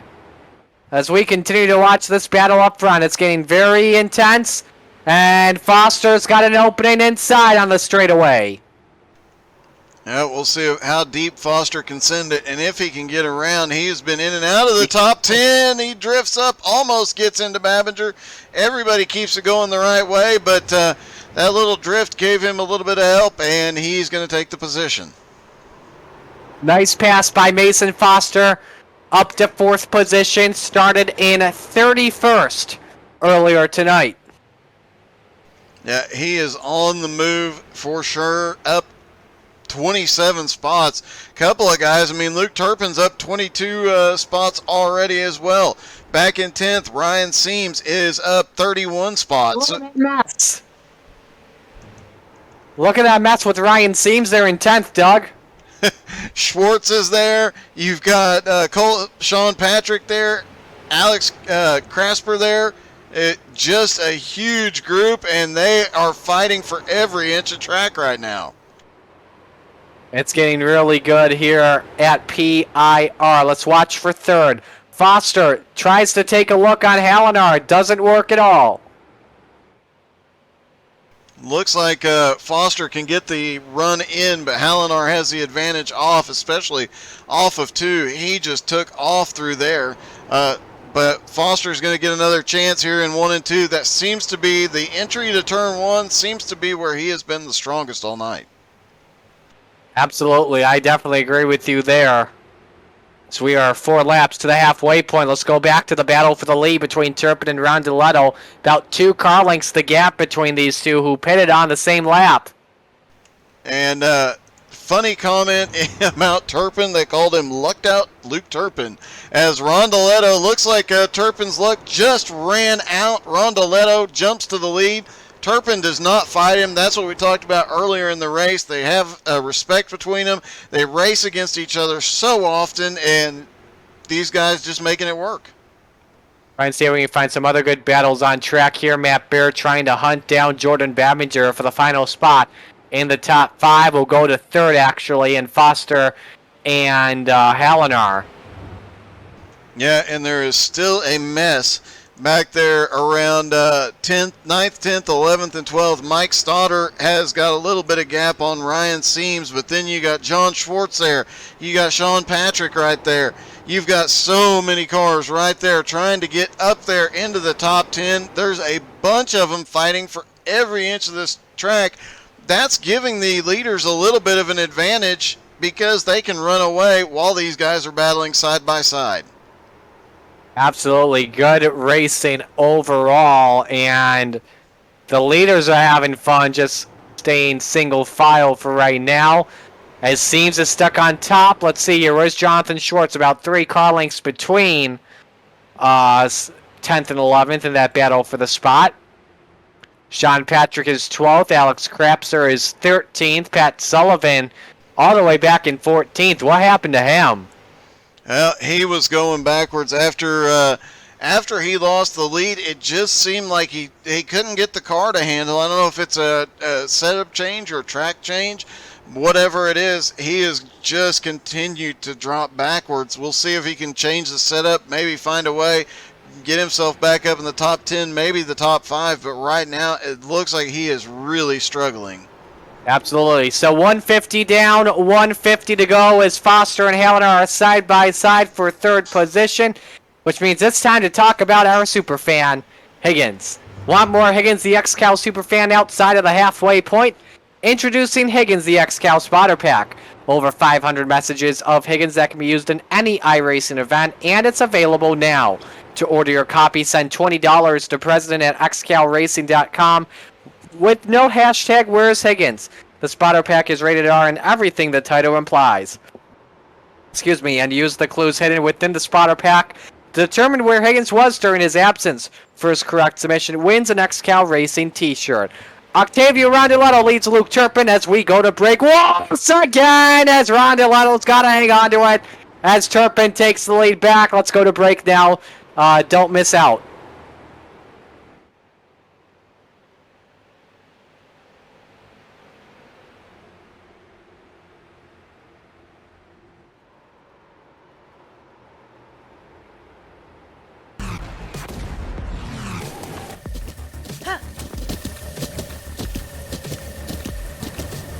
With the Butt Kicker Gamer 2, what you see and what you hear is what you feel.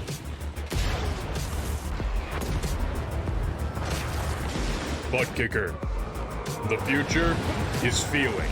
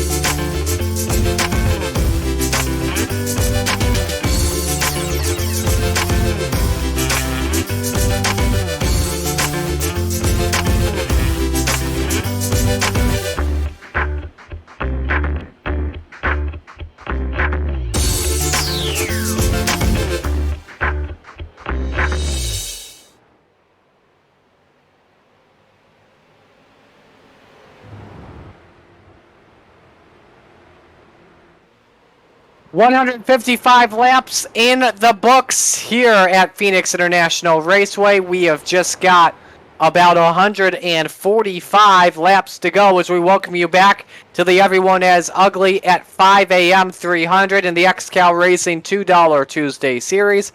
Marius Cal alongside Doug Burns with you on the call for tonight.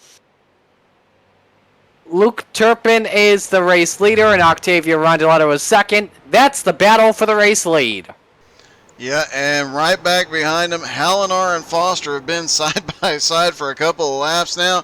It looks like Foster gets a little sideways in the middle of the turn there. Thought Hallinar was going to back off and let him by easily, but nothing doing. He continues to fight on the outside, and they've got the 66 right there who's a lap down. Babinger just a couple of spots back. Yeah, Austin Edwards in this battle as well, but he is a couple of laps down right now and just racing to try and get on the lead lap. It looks like Jordan Babinger may be off the pace in the 48. I think he is coming in pit road, and he is, as we continue to watch that awesome scrimmage for third.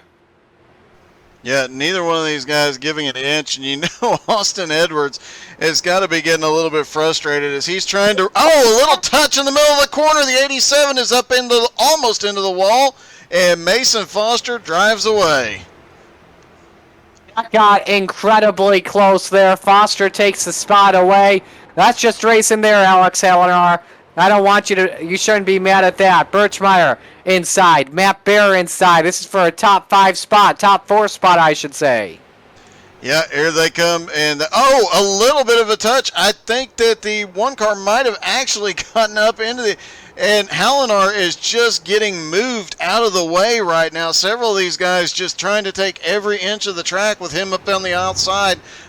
Looks like Matt Bear is going to give him a little bit more room, show him a little bit more respect. But, yeah, Hallinar having a great run, just got moved back several positions.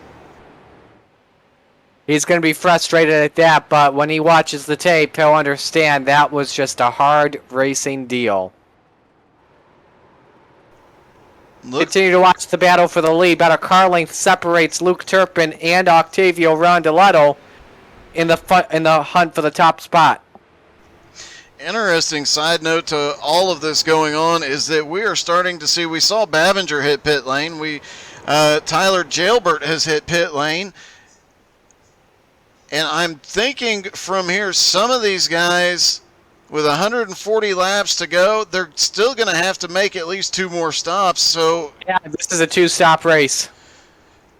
Not sure, some of these guys, obviously we've seen stretch. I fully expect to see Luke Turpin stretch it till that thing is about empty. But interesting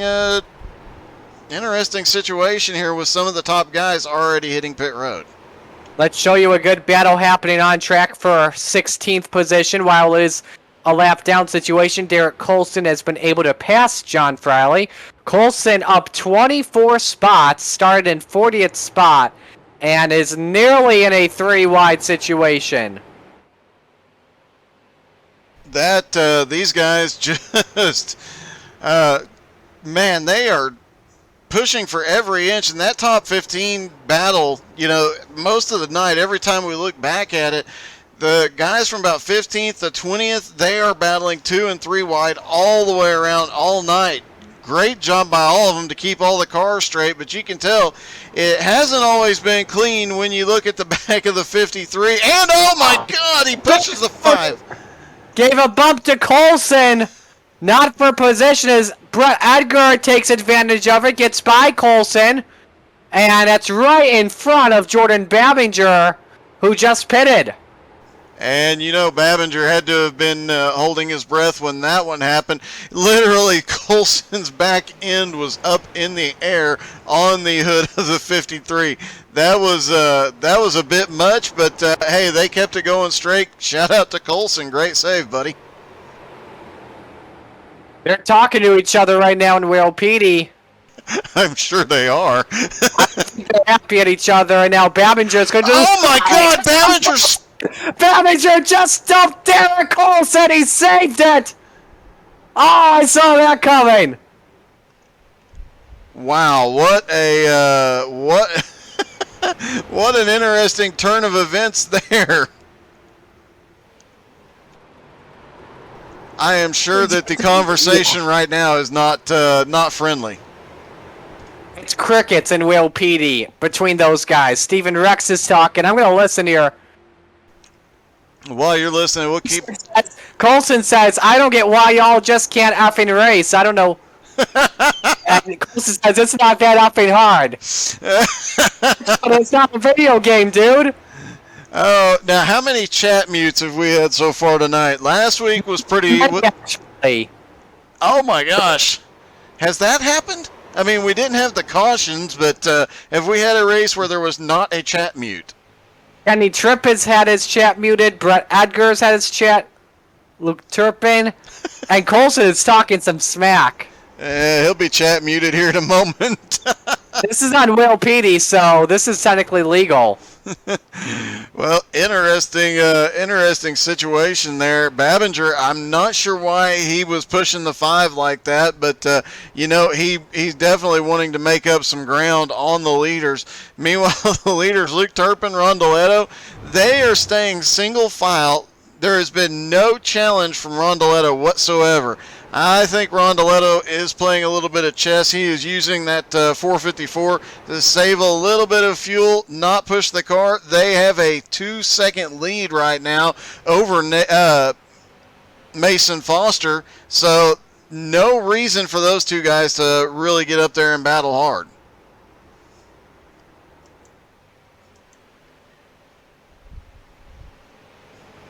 So let's watch the battle for the race lead. Luke Turpin, Octavio Rondoletto once again. Rondoletto not giving up any inches whatsoever, just being conservative and making Turpin drive defensively. Yeah, I don't think, I really think Rondoletto's just using Turpin right now. I think he could get by him if he really wanted to, but, both of these guys known for saving their fuel, saving their stuff till the end when it counts.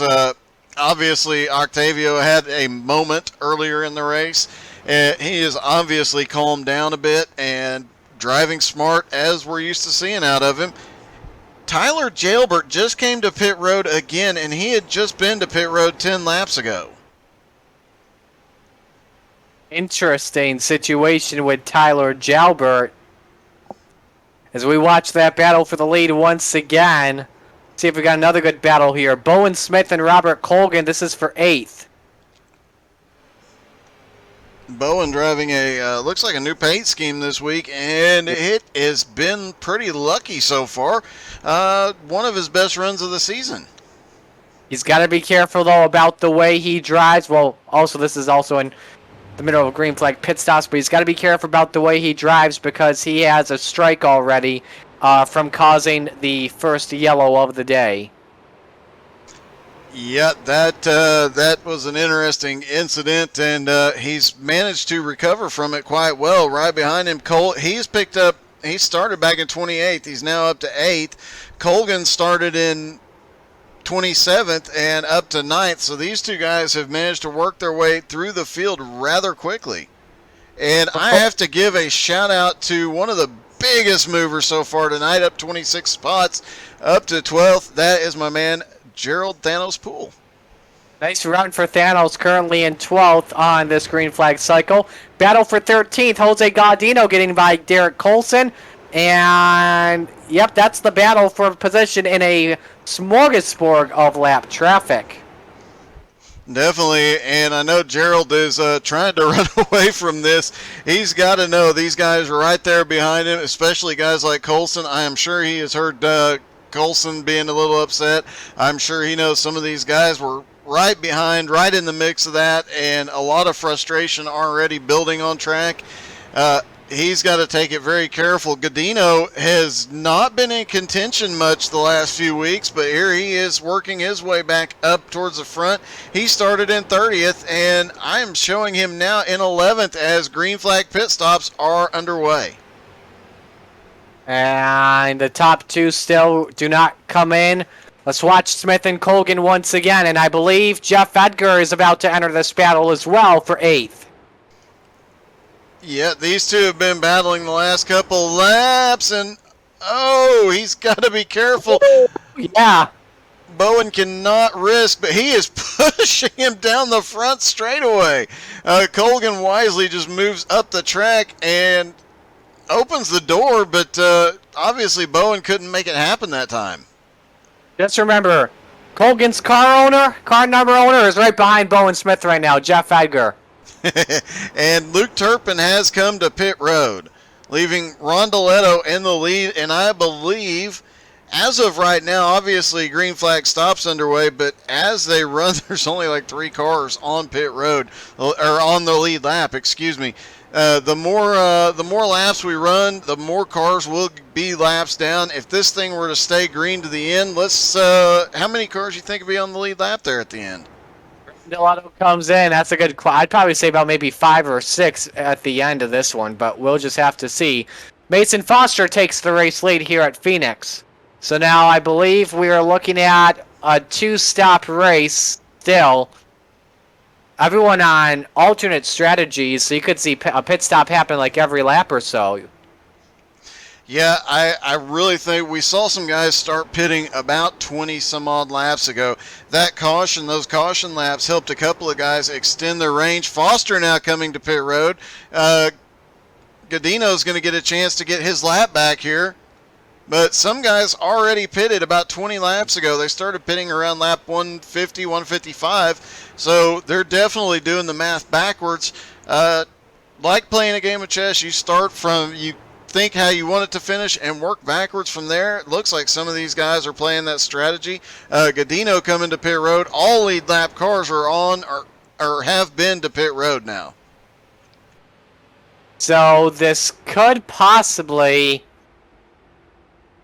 not when the field cycles through, Jeremy Lotto could take the race lead here at any moment if Mason Foster's still in the pits, but I don't think that's going to be likely. The Team 82 sponsor is saying this is a very strange race. Absolutely it is. Only 1 yellow in this race so far, but it's been a good race overall. And thank you, Zach. Really appreciate that one, buddy. And so, yep, Jeremy Lotto goes to the lead for the first time today, is yet to pit. Yeah, and as I recall, he was the first car lapped in the race, and now here he is back up in the lead. Knew he has struggled all week here at Phoenix, but obviously a little bit of strategy got him to lead a lap. And now he is going to duck down pit road and give the lead to, I believe, Hallinar. And look who is look who else is in this top 5 now again. Kendrick Cryer currently runs in the 3rd position, and yes, Alex Hallinar should be the leader once the field cycles through, and that is the case. So Alex Hallinar back out front, Kendrick Cryer 2nd, Luke Turpin is 3rd, Octavio Rondoletto 4th, and Trevor Birchmeyer rounds out the top 5. Interesting turn of events. Hallinar obviously had a great pit stop. He's got a little over a 2-second lead now over Kendrick Cryer. But if I were him, I'd let that 5 car go. He's had a rough night tonight. I would just let him go. I'm taking a look here. Coulson is on fresher tires, 5-lap fresher tires than Alex Hallinar, and has taken the opportunity to get that car repaired. Oh, car up in the wall. That's not Kendrick Cryer. That was Jose Godino in the 20, who's running in 27th. And Godino had been trying to get his lap back. Had just come to pit road, so that is really going to hurt. Absolutely not what he wants at all. And look back here with in about 11th place, you got Stoddard. Mike Schwartz has gotten up to 10th and opened up a gap, but you got Stoddard, Duncan, Sullivan. All right there, nose to tail and side by side.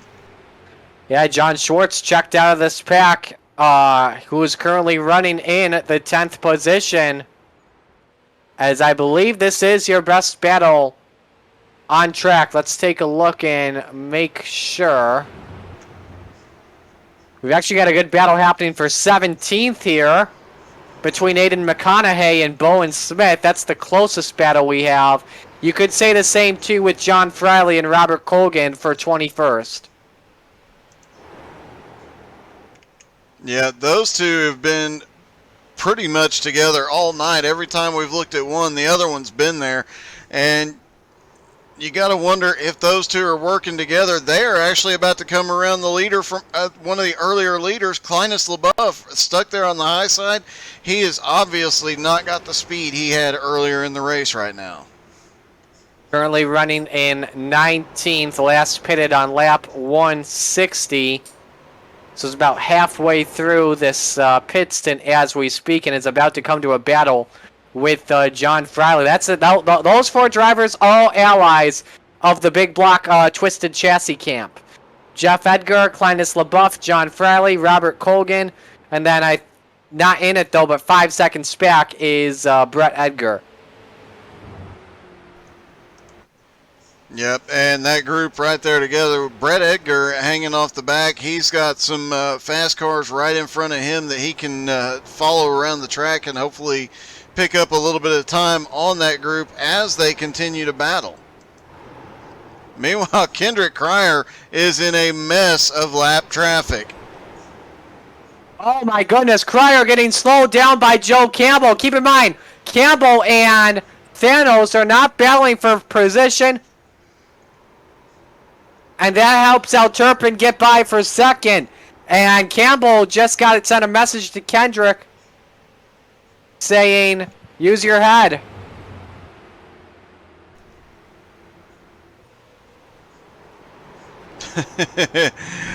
Yeah, that was a lot of pushing coming down the front straightaway by Cryer. He was getting obviously a bit frustrated. Luke Turpin now back up into second, and a few minutes ago, Alex Hallinar had almost a 2.5 second lead on second place. That has closed down to 2 seconds and is closing very, very rapidly now that Luke Turpin has moved up into second. Kendrick Cryer in third can just hang on to the back of Luke Turpin. They could probably catch the field.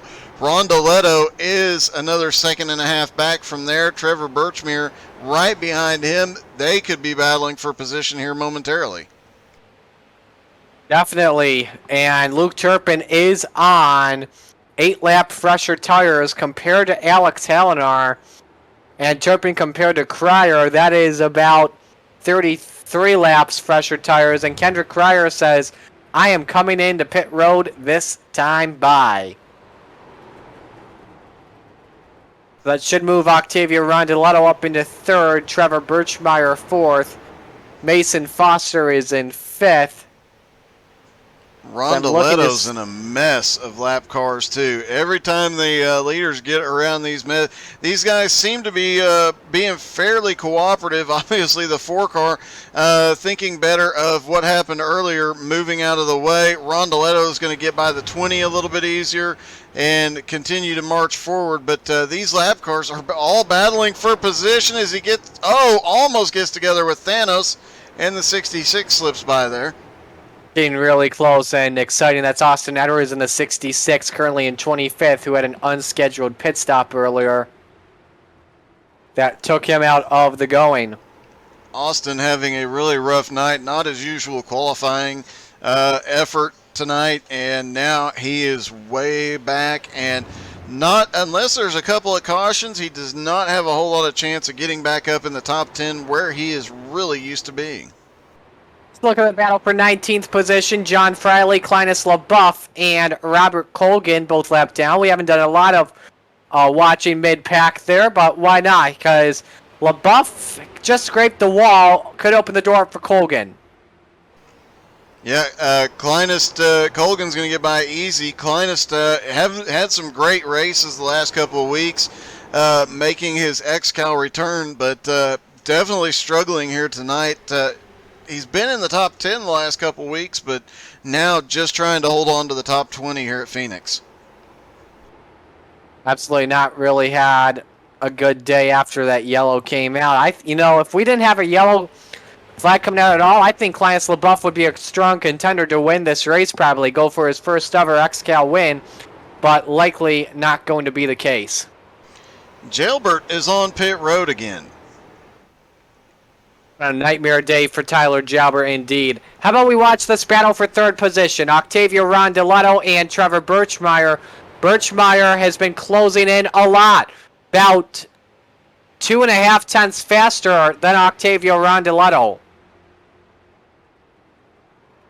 Yeah, he's right there, but he doesn't seem to be pushing the issue quite yet. They've got Austin Edwards right there in the 66, and he's still a lap down, obviously not having his usual run.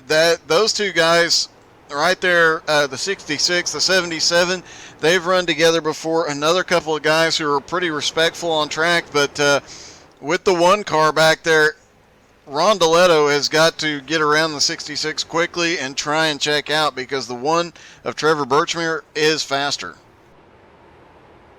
Absolutely. Watch this closely. Comparing lap times once again. Time Rondeletto was 200ths faster. I think Birchmeyer is just trying to set this pass up.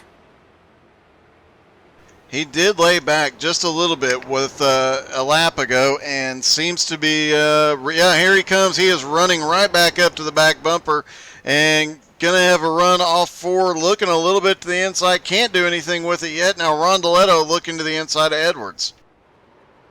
Either way, while that's happening, battle for the lead is developing between Alex Hallinar and Luke Turpin. Turpin about 2 tenths faster last time by compared to Hallinar on 8-lap fresher tires. Hallinar tight opens the door for the 454 for the lead. Yeah, we kind of saw that one come, and Luke Turpin was just so much faster. Alex Hallinar had a 2-second lead. It took Turpin about 10 laps to close that down. Hallinar's going to try and fight him back. Can't quite get to him. Almost gets the bumper. That's going to be tough to try and fight on Turpin when he's got fresher tires than you. Yeah, it's going to be tough, but it doesn't mean that Hallinar isn't going to send it in there and try and do everything he can. He wants another good finish after being on the podium just a couple weeks ago. Alex Hallinar won the season opener this season at the Charlotte Motor Speedway with help from yours truly, as him and I finished 1-2 in that race. Let's go back and watch the battle for third.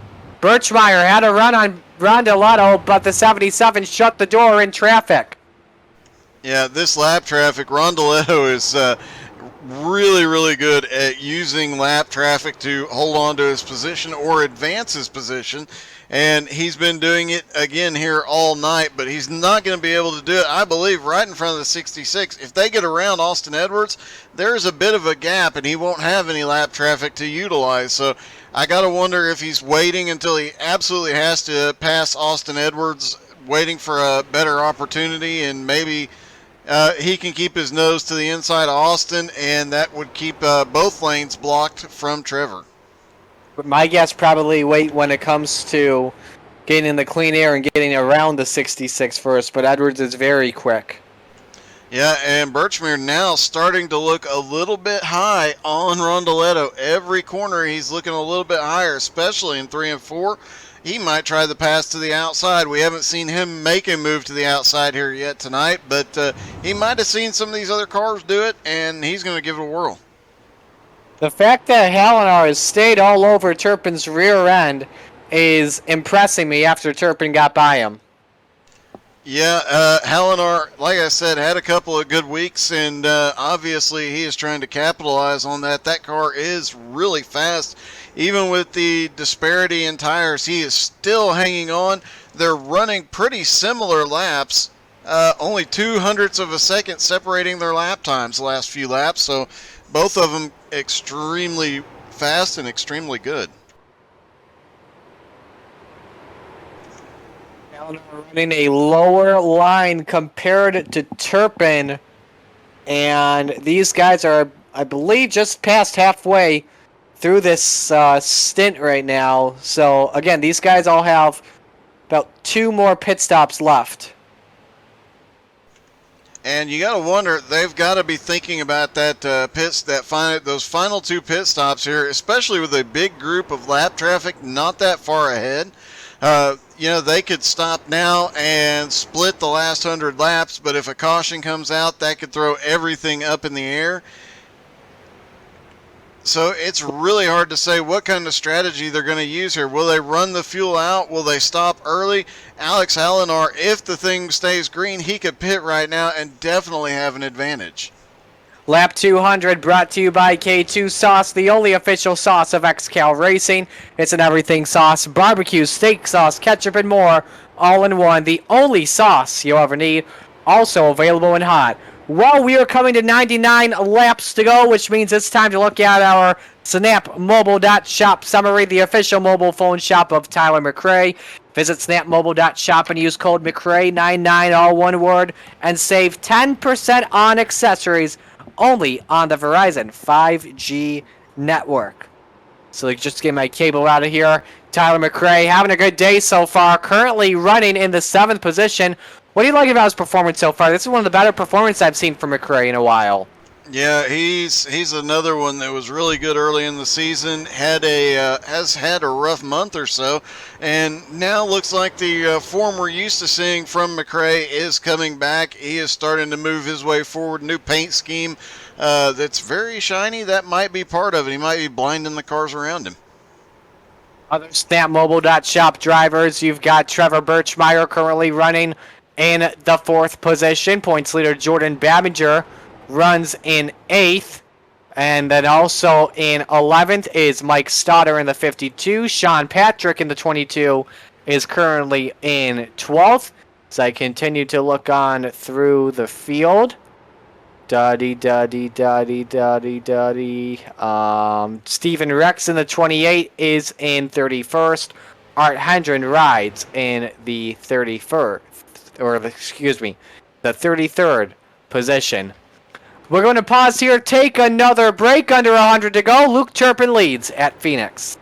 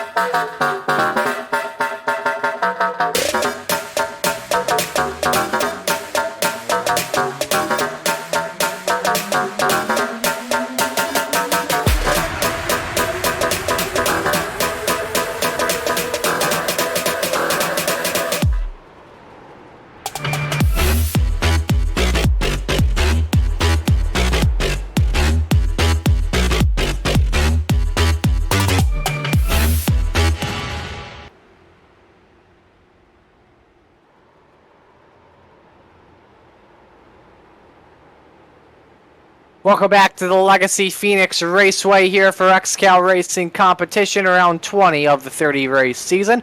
Luke Turpin, your leader, by about a half second on Alex Hallinar as we work the final third of this event tonight. We are off next week, but tune in 2 weeks. We are at the South Boston Speedway on July 13th. And in advance, we just want to wish you all a happy 4th of July. And enjoy the day celebrating America's freedom of independence. So Luke Turpin, your race leader. We've got a couple of drivers that are on pit road right now. Octavio Rondolato, we should mention this while we were away. He was running inside the top 5. He just came down about 5 laps ago and is running in 11th. Do you think that's strategy possibly? It has to be. He's one of the best with the strategy plans. It always, except for in the case of North Wilkesboro, it always seems to work out really well for him. And speaking of South Boston and Rondoletto, I gotta think that Rondoletto probably thinks South Boston owes him one and is planning on winning. He was the dominant car last time we were there. Absolutely. Patrick Sullivan just coming into pit road this time. Now, keep in mind, about 50 lap runs. Give these guys a one-stop race and make sure that they are good to go to the end. Luke Turpin, Alex Hallinar, Trevor Birchmeyer, these drivers that pitted on lap 175, 9 of the top 10, they're about 10 laps away from pitting, I'd want to say. Yeah. So that is how it looks on my end. Yeah, I think there's a few of these guys out here that can go a little bit longer than that, Luke Turpin being one of them. I don't think Trevor Birchmere could stretch it, but there's a few. Tyler McRae might be able to stretch it. We've seen a couple of times this season where he's been able to make the fuel mileage work. And, of course, Schwartz, he's made the fuel mileage work a couple of times as well. So we could see a couple of different strategies play out here. Trevor Birchmeyer in pit road now. Well, that answered that question. Update on the 85 is being monitored as we speak. His ping and quality look okay on my end. The only ping that's off besides Octavio and Gregorio is Chase Johnson with a 175 ping. Looks like Hallinar has come to pit road. Tyler McRae, Trevor Birchmere was already on pit road. So very few cars still out on track here. Everybody's probably going to be down in the next few laps. They don't want to go too far. We've seen the difference those fresher tires can make, although you say that, and you talk about a guy like Alex Hallinar who was staying with Luke Turpin on older tires. Turpin continues to blink and is trying. Remember, he likes to stretch the fuel runs, and that is usually what leads him to victory, is by stretching the fuel run. So let's look at the best battle on track, and that's for 10th right now between Jeff Edgar and Robert Colgan, teammates. And these two, really, I don't know that they're battling that much. Like we said earlier, they've been together most of the night. They've worked their way through the field together, and that whatever their strategy seems to be, it seems to be working. Colgan up 18 spots, Edgar up 4 spots. These guys are making their way to the front very, very quickly.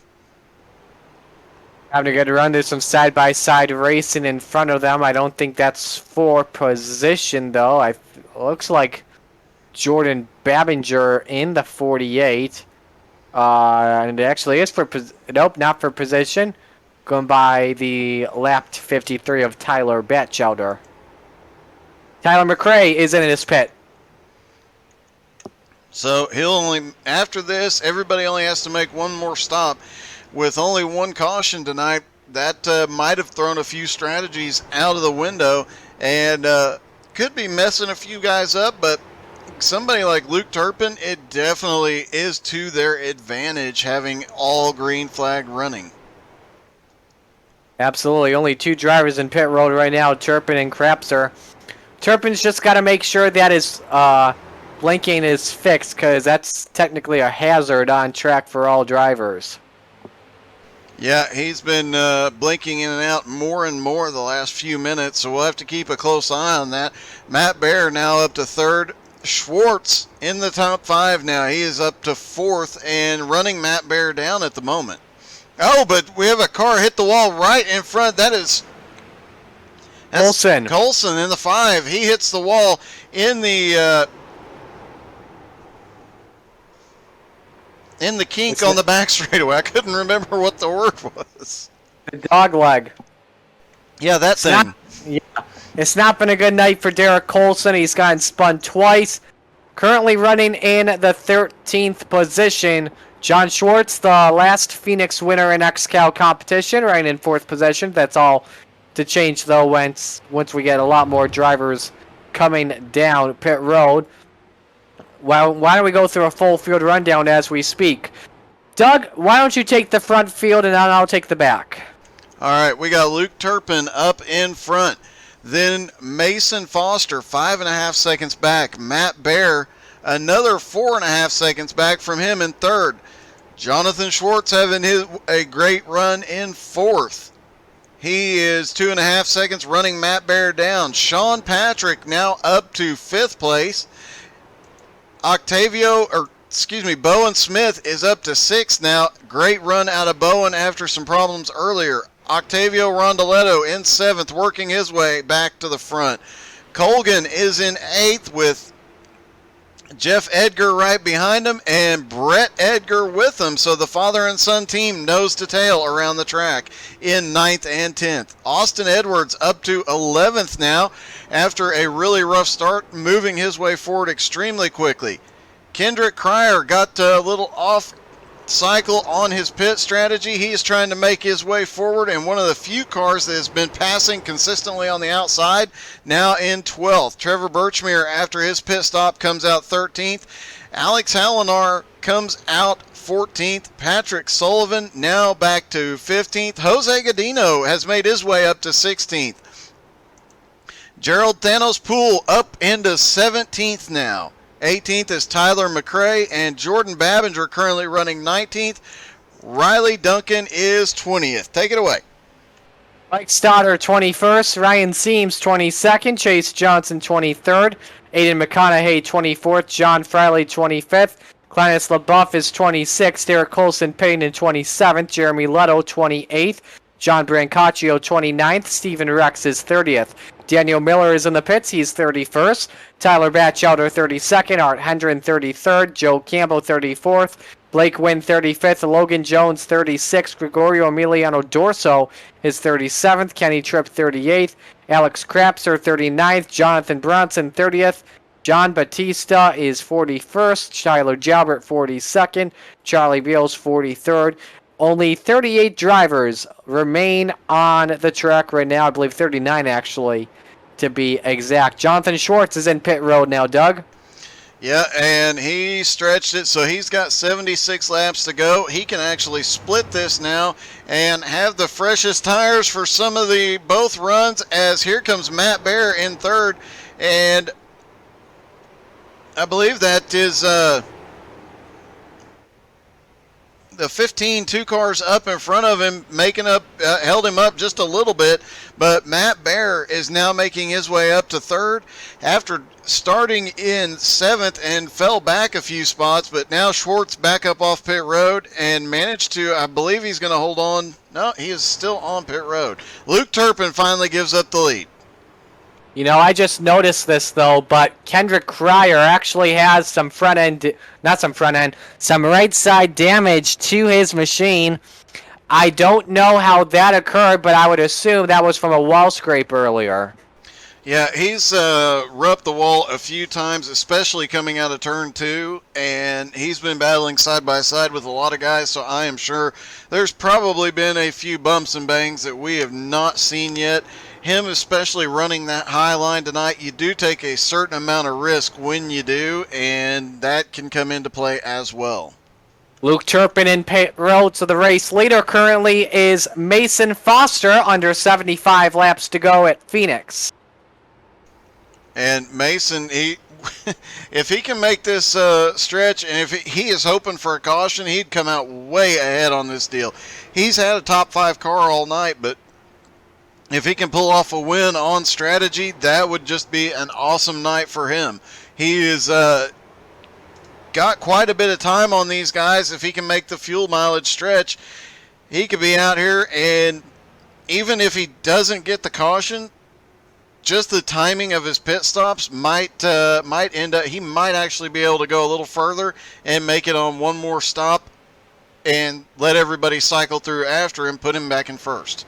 Only 2 drivers I know that are amongst the front of the field. 3, or now it's just 1 driver because Robert Colgan now in pit road. Mason Foster is now coming in pit road, so this should give the lead to Octavio Rondeletto. But about 25 laps from now, he's going to have to pit. And then I think everyone will be good to the end. Well, he can actually go further before he pits because he pitted about lap 210, 215. However, we saw him try the very, very late pit stop at North Wilkesboro, and that really bit him pretty hard. So I don't think he's going to, I think he'll probably stop with about 40 to go, maybe 35, but he is not going to wait till inside the last 20 to pull a pit stop again. That strategy really hurt, and I don't think we'll see anybody try and stretch into the last 20 laps to make a stop. I think everybody will stop around 40, maybe 35 to go. Now here's something I just realized too. Compare the pit times between Octavio Rondeletto and Luke Turpin. 32.78 versus a 56.80. Rondeletto took less fuel than Luke Turpin on pit road. What happens with this? That depends on how much less fuel he took. Looking at the pit times, a lot of guys right in that same amount of as Luke Turpin. Rondeletto obviously knows exactly how far. The next car back that didn't take a full 50 seconds plus is Jeff Edgar. We'll see if he can move up from 13th, but everybody back behind, this has given Rondeletto two advantages. He has got a huge lead over Luke Turpin. He's got less weight in the car. He can move, if he can get through traffic, pick up as much time, continue to put more time between him and everybody else. Who knows what this strategy, it could pay off with him winning with a huge lead. Hendrik Cryer is in pit road. Now, Cryer is not going to have enough to make it to the end. It's just simple. No one has gone 70 laps on a tank of fuel yet tonight. So I heard of a few guys testing that tried to test, and I think the furthest, let me check my notes here, the furthest I heard anybody could go was 60 question mark. That was one of the answers I got, 60 question mark. So I don't see any way he can make that work, but Kendrick has a very fast car, and with a little bit of luck, you never know what could happen here. let's go to the battle for third as Alex Hallinar all over Trevor Birchmeier's spoiler. These two, and they've got Clinus LaBeouf right behind him. He is a lap down, but he is definitely as fast as these two guys, and he's trying to work his way back forward. Hallinar losing a little bit of ground on Birchmeier there as Clinus now closing in. Oh, Hallinar got the wall. Yeah, it should just be a cosmetic situation, nothing too major. No, but it did slow him down just a little bit. The 78 is up in the wall, just trying to stay out of the way and pick up some positions and some points after that early race incident. That's Gregorio Emiliano Dorso. As now Rondeletto trying to get up to Mason Foster in 6th and put him a lap down. Let's continue to watch that battle for third. And you got to think maybe this was part of Octavio's strategy by taking a little bit less fuel. He's a little bit faster. He laps a few more cars. That definitely will benefit him when it comes time to get one last pit stop in. Birchmeier, though, all over the back, or Hallinar and Birchmeier just going back and forth. It looks like Birchmeier gets through 1 and 2 better, and Hallinar gets through 3 and 4 better. Neither one of them really having an advantage here yet. Hallinar has the little bit of help from the draft, but can't make anything happen quite yet. He gets right to the back bumper, but just can't do anything with him. Let's go to a battle for 11th here as Mike Stoddard takes a peek inside on Riley Duncan for that spot. Those drivers are about a lap behind Rondeletto. Kenny Tripp in this battle too. Kenny Tripp, remember, was in a wreck earlier, currently in 38th. And Tripp is still fighting for every inch of track as he was all over the back bumper of Mike Stoddard there for a minute. And what is going on with Riley Duncan? He came off turn 4 really, really low and then just kind of weaved down the front straightaway for a moment. Now the 52 gets a run to the inside. They touch. Oh, And there's a car coming off pit road right in the middle of that. that was Jeremy Lutto that was exiting the pits. Now keep in mind on Riley Duncan, I know we don't want to talk about this a lot, but we should mention that he is on a controller, not a steering wheel, like a lot of, like 95% of iRacers are. He uses a controller, and for what he does on a controller, he does a pretty darn good job. And Kenny Tripp is pushing the 52 down the front straightaway. He is way up, and Riley Duncan goes up and loses the position. And Mike Stoddard really has Kenny Tripp to thank for that move. Let's go to the battle for third position here between Alex Salinar and Trevor Birchmeyer. Still nose to tail, still no give, no take. Tyler Gelbert, I am showing him on pit road again. Do we have any idea what's been going on with him tonight? This pit stop has lasted for over 13 minutes. Oh, okay. He's out of the race. He's spectating. Okay. Not sure why it kept alerting that he was going to pit road, but rough night for Gelbert. Rough night for Jalbert since lap 50. Yeah, and one of the top contenders in the league too. He's definitely hurting here tonight. Gonna lose a lot of points. How about we watch this battle for 18th between Aiden McConaughey and Bowen Smith? Smith looking on the outside. Yeah, go ahead. Bowen Smith now trying that outside line. Aiden McConaughey drifts up. He sent it in there extremely hard, but Bowen Smith, that outside line, you carry more momentum off the corner. If you can get it in there and hold the other guy down, it is an advantage. We'll see how it goes through 1 and 2. But Aiden McConaughey sends it into 1 and 2. Bowen Smith drifts high. He gets the wall. Loses a little bit of momentum. No significant damage, but maybe a little aero adjustment there. Possibly, and I think Aiden's going to clear Bowen in this corner. Yes, he is. Bowen looking for a crossover underneath, possibly. Look at him driving it. Can't quite make it happen yet, but I don't think either one of these guys has a lot of patience here. They're both running each other extraordinarily hard, and both younger guys that, the younger you are, the more aggressive you are, and get a little bit to pushing it. They touch going into turn 3. They're looking on Chase Johnson, who's also battling with these drivers for position. Nope, Chase backs out of it. He comes down pit road. And they've got the 5 car in front of him. I really feel for the 5 car tonight. He has had such a rough night. Hopefully these two can, if they get to him, they can pass him cleanly, not move him out of the way, because I think half the cars that have gotten to him tonight have just moved him out of the way. He's done an excellent job of saving that car every time, though. So Ron Delato continues to lead. Remember, we are expecting him in about 10 laps from now, as he should be the first one to come in, and it would be his final stop on this cycle. And if I'm reading correctly, we've only got 6 cars on the lead lap, and the next car to be lapped is 2 inches in front of him, Mason Foster. And Rondoletto is going to run him down fairly easily here. He has been faster than Foster all night. His lap times definitely show it. Whatever this strategy is, Rondoletto is making it work, and I think he has not really lost any time to Luke Turpin, about a half a second since the pit stop. So, this strategy might actually work.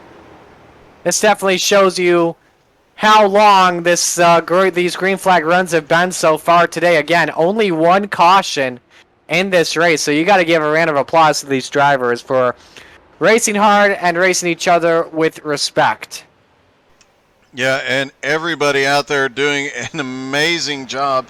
There were incidents earlier in the race, and Petey dropped in there and told everybody to show some respect. Everybody took it down a notch. There's some great racing, but everybody giving and taking equally, and that has been paying off to keep it green. Now Rondoletto right on the back bumper of Mason Foster. Now, as we get to these final 50 laps or so, how does this racing get more intense? Will we see are we going green to the end, or will we get another yellow? Well, with all the lap traffic around and with a cycle of green flag stops, things will get dicey coming out of turn 2. I fully expect that there will be some incidents, but I really think with everybody giving a little bit of ground here, I think we're going to see green to the end. If that's the case, if Rondoletto has a really, really good pit stop this time, I think he could end up lapping even more cars. You know, the first race at Southern National this season, we ended up with only about 5 cars on the lead lap. There's only 6 on the lead lap right now. Rondoletto could beat that. He could get down to 4, maybe 3 cars on the lead lap. Absolutely. We'll just have to see what happens. The gap, by the way, between Turpin and Hallinar is about 4 seconds. So if something happens with Octavio Rondoletto, if he gets trapped or whatever it is, Luke Turpin can take this to his advantage. And actually, we just had a crash. Alex Kropser has crashed. No caution. Let's see what happened. It looked like I saw him turn off in the dog leg. It looked like he might. It looks like he has some problems, so he gets down off the track, turns off into the dog leg, and it looks like he couldn't get it stopped before he got to the wall, but wisely, whatever problem he was having, he got off track, didn't want to interfere and ruin anybody else's race. Definitely. Let's take a look here. We've got a battle for 7th position, or excuse me, 8th position here as Babinger is on his teammate Tyler McRae. And you know that that team, the Dropping Bombs boys, they've been putting on a show in the last few weeks and months. They are one of the biggest XCAL teams, and definitely one of the most dominant as we look at the field. They've got almost everybody in the top 20. I think Art Hendren, who is now part of DBR4, I believe is what it was called, is the only one outside the top 20. Not bad of a night so far for the DBR team, indeed. Birchmeyer leading the troops at bay in 4th position. And speaking of Birchmeyer, we're going to watch him right now. He's got a run on Hallinar.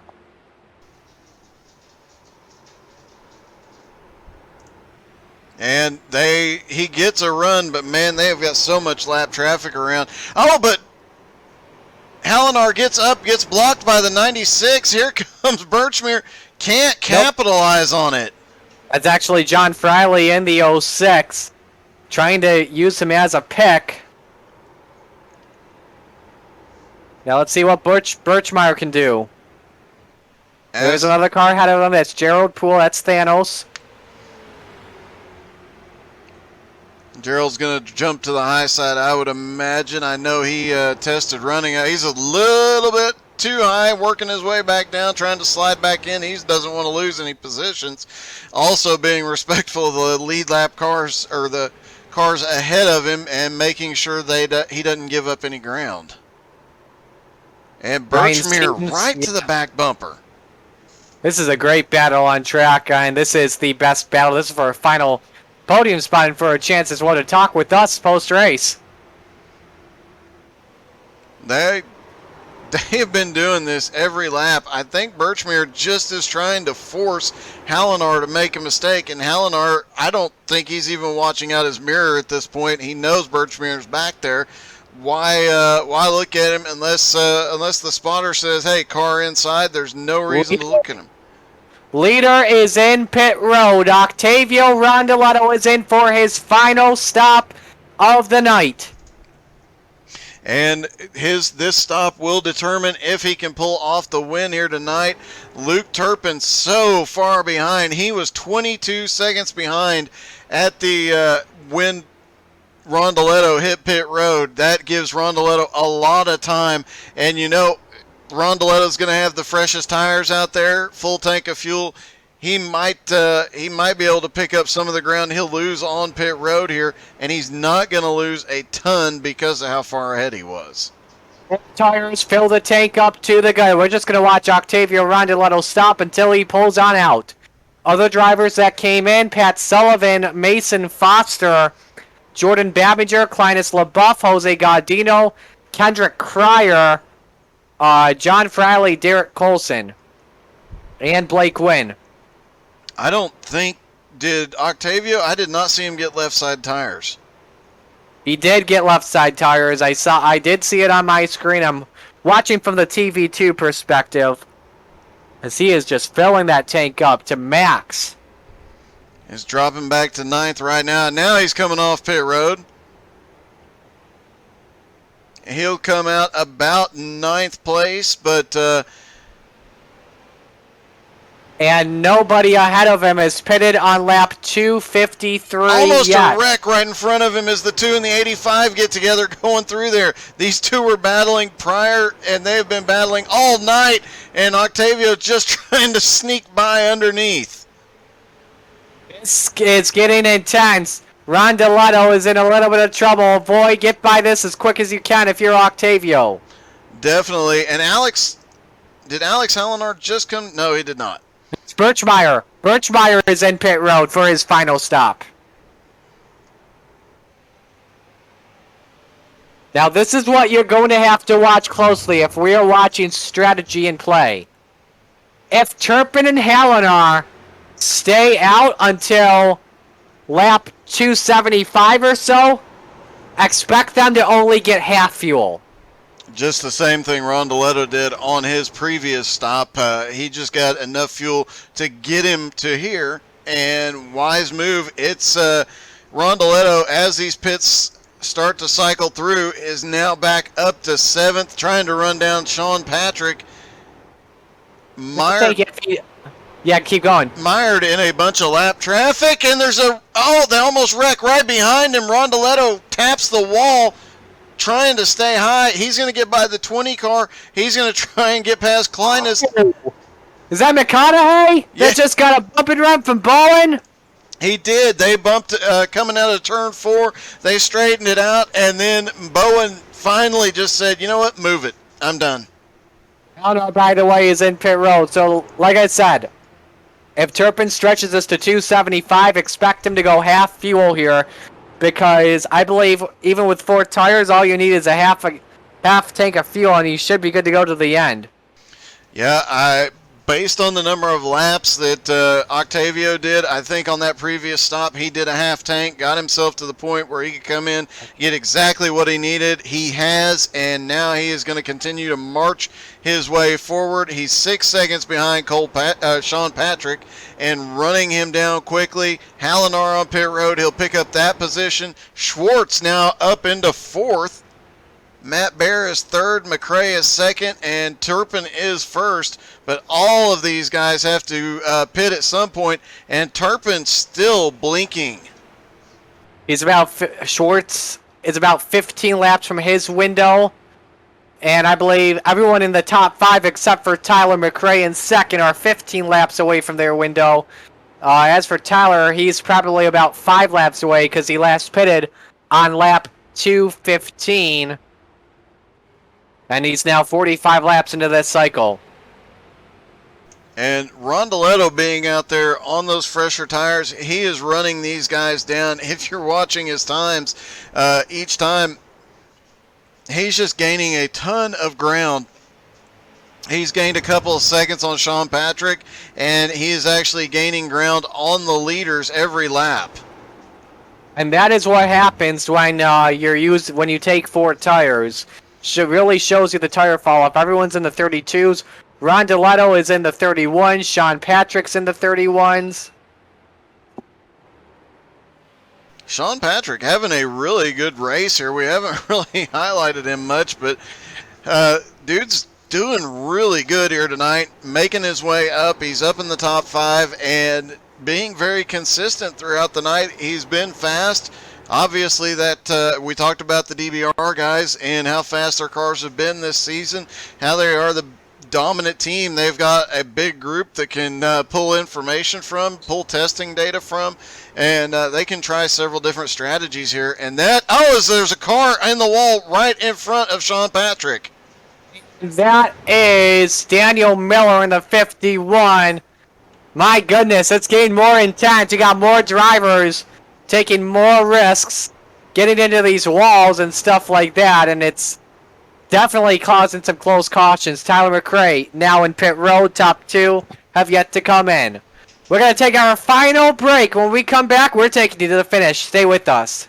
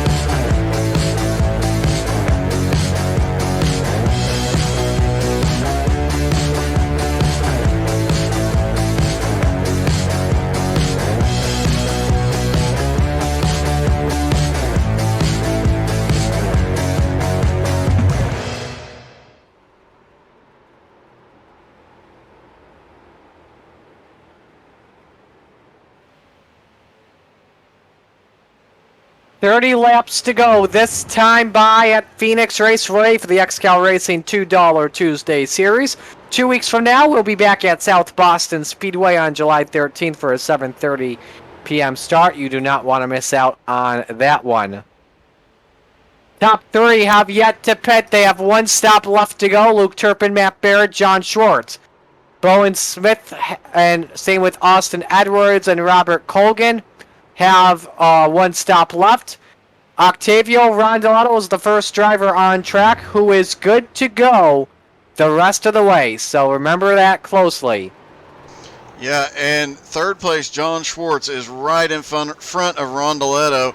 And Schwartz comes to pit road. So now Rondeletto will be able to get around pretty quickly and get a lap on him. That'll move Rondeletto to third. Matt Bear is in second. Luke Turpin up in first. And I fully expect to see both Bear and Turpin to pit road any moment now, getting that final pit stop out of the way. Their teammates, by the way, from Rolling Thunder Racing, expect them to go possibly half fuel. We'll watch the pit times extremely closely here, because they've got right now a 35 for Luke Turpin. He's got a minute lead on Rondeletto, and here he comes into pit road now. Matt Bear, is he coming in at the same time? Let's see here. Oh, and Schwartz getting up off of pit road almost gets into Luke Turpin. Now Matt Bear coming down. Matt Bear coming out of turn 3 and 4. Will he come to pit road this time? No. No, he does not. So he is going to stay out there. Rondoletto's still going to pick up a lot of ground here.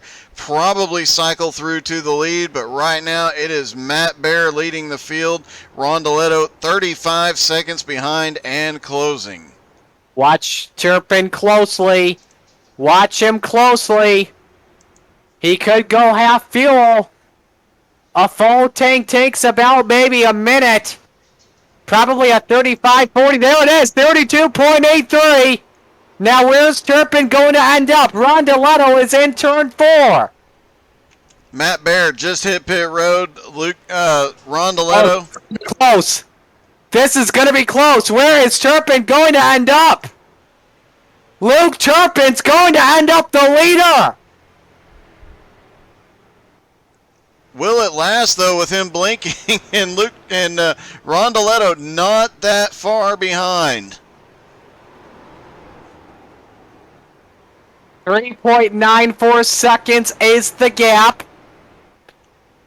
Matt Bear is in pit road. Watch him closely too. I think you could see him do 32-second fuel. Turpin goes by. Rondoletto goes by. And now Mason Foster is in third. Great run out of him as he comes through 1 and 2. Austin Edwards has recovered from a really bad start, a really rough earlier night, and has made his way up into 4th place. Matt Bear is back out and merges in 5th. Nope, I think he'll fall back to 6th here. But those two drivers, Robert Colgan has yet to pit. Austin Edwards in 4th. He's yet to make his final stop. But Luke Turpin... Matt Bear way loose off of turn 4. Almost gets the wall, saves it, but lost a little bit of ground there. But anyway, Luke Turpin may have pulled off the pit stop of the race. Went half a tank. Rondoletto had to go to a full tank, which is about a 33-second slower stop. And Luke Turpin, I think, is in the catbird seat to win this. Yeah, at the moment, with Rondoletto being caught in all this lap traffic, Luke Turpin is running away. He's got 4.7 second lead with 25 laps to go. Rondoletto is going to need a miracle here to get the win, but even if he doesn't, this is his 2nd podium finish in a row. Great race out of Rondoletto. It's just heartbreaking, though, because if he loses, he's going 17 races now on this winless drought. Yeah, we've even got people in the stands saying we need a caution, hopefully to get Rondoletto back up there, I am guessing, and give him one more shot at this. Now a 5-second gap between Rondoletto and Luke Turpin. Let's see, Turpin's got a lot of clean track ahead of him. Rondoletto's still having to fight his way through some lap traffic. He's got one more car to get around once he does. But these two guys on his outside are still battling. They're not giving him... Oh, Rondoletto! Way loose the dog leg. Tap the car on the outside, coming out of 2. Managed to pull it together. Just needs to get clear and have a chance to run him down every single lap. He's losing ground just because he's having to battle these cars. However, if Luke Turpin, if he runs into a bunch of lap traffic, it could be what Rondoletto needs. The gap is 5.5 seconds over Rondoletto for Turpin right now. Luke Turpin looking for his 6th win this season. Won a couple of weeks ago in the throwback race at North Wilkesboro Speedway. Let's watch this. This is the best battle on track. This is for 5th here. Birchmeyer inside on Halinar. And we knew this was coming eventually. They have been racing each other extremely hard. Birchmeyer couldn't get a run anywhere he went. And now Patrick Sullivan in this mix looking up on the high side. Halinar gets back to in front of this group, but you've got 3 very fast race cars right there in the mix. Oh, just got turned out for Sullivan, and there's the yellow that Turpin didn't want to see. Schwartz is involved. The 52 strike charge, and Birchmeyer is gonna be angry. Taking a look at it, and oh, yeah, he just got turned there. And then cars there is so many cars right behind him, they just start piling in. Oh. And even when they tried to get moving again, they started hitting each other again. Heavy shots all around for a lot of drivers that would take each other right in front, too, of Luke Turpin. Yeah, he barely navigated that. And just missed through it. Oh, and cars checking up. You had Jonathan Schwartz got caught. Gerald Poole got caught. A lot of guys getting caught in this mess. Several cars with heavy damage, and Rondoletto has a chance. Absolutely. I think this is going on to 16. Sullivan just hooked Birchmeyer. Think they'll have some words post-race indeed. Trying to see who else was involved in this. Joe Campbell, John Schwartz, I mentioned Strychars. Austin Edwards just gets by. Same with Charlie Beals. Tyler McRae may have caught a piece of it, or it might have just been from him having to stop. Yeah, a lot of cars just stop out of turn 4 wisely and waited for a little bit of this to sort itself out. Oh boy, oh boy. Now we have drama. 19 laps to go, and Luke Turpin's going to have to go through a restart if he wants to hold off Octavio Rondoletto. What a tough break. Oh, Mason Foster, he's still up there. Matt Bear's in 4th. We got Alex Hallner and Jonathan Schwartz that decided they're going to come down pit road. But what a tough break for Trevor Birchmeyer and Patrick Sullivan. They were looking at top 10 finishes, and they're not going to get it. No, and that's got to hurt both of those guys having such awesome runs here tonight. A lot of guys having some really good runs, just getting caught up because that once something happens out of turn 4, you have very little time to react, and the track fills up in the blink of an eye. And if you're not lined up to go through it, you're not going to make it through. That's just the way this track is. It funnels out of 4, and things get very, very exciting, let's say. A lot of cars on pit road getting repairs, getting fuel, getting tires. Some of these guys that might have been trying to stretch it definitely going to lose out here. But let's talk about Luke Turpin, 5-second lead before the caution. Now he's got Rondoletto on the back bumper. Trevor Birchmeyer gets the black flag. Jordan Baminger, Tyler McRae, Bowen Smith each get waved around the pace truck. Tri-E Inc. builds walk-in coolers and freezers for grocery stores and big box stores in the southeastern United States. Covering the geographical area from Florida to Texas to Virginia, they're an excellent source for installation, repair, and maintenance. Contact them at trieinc@gmail.com.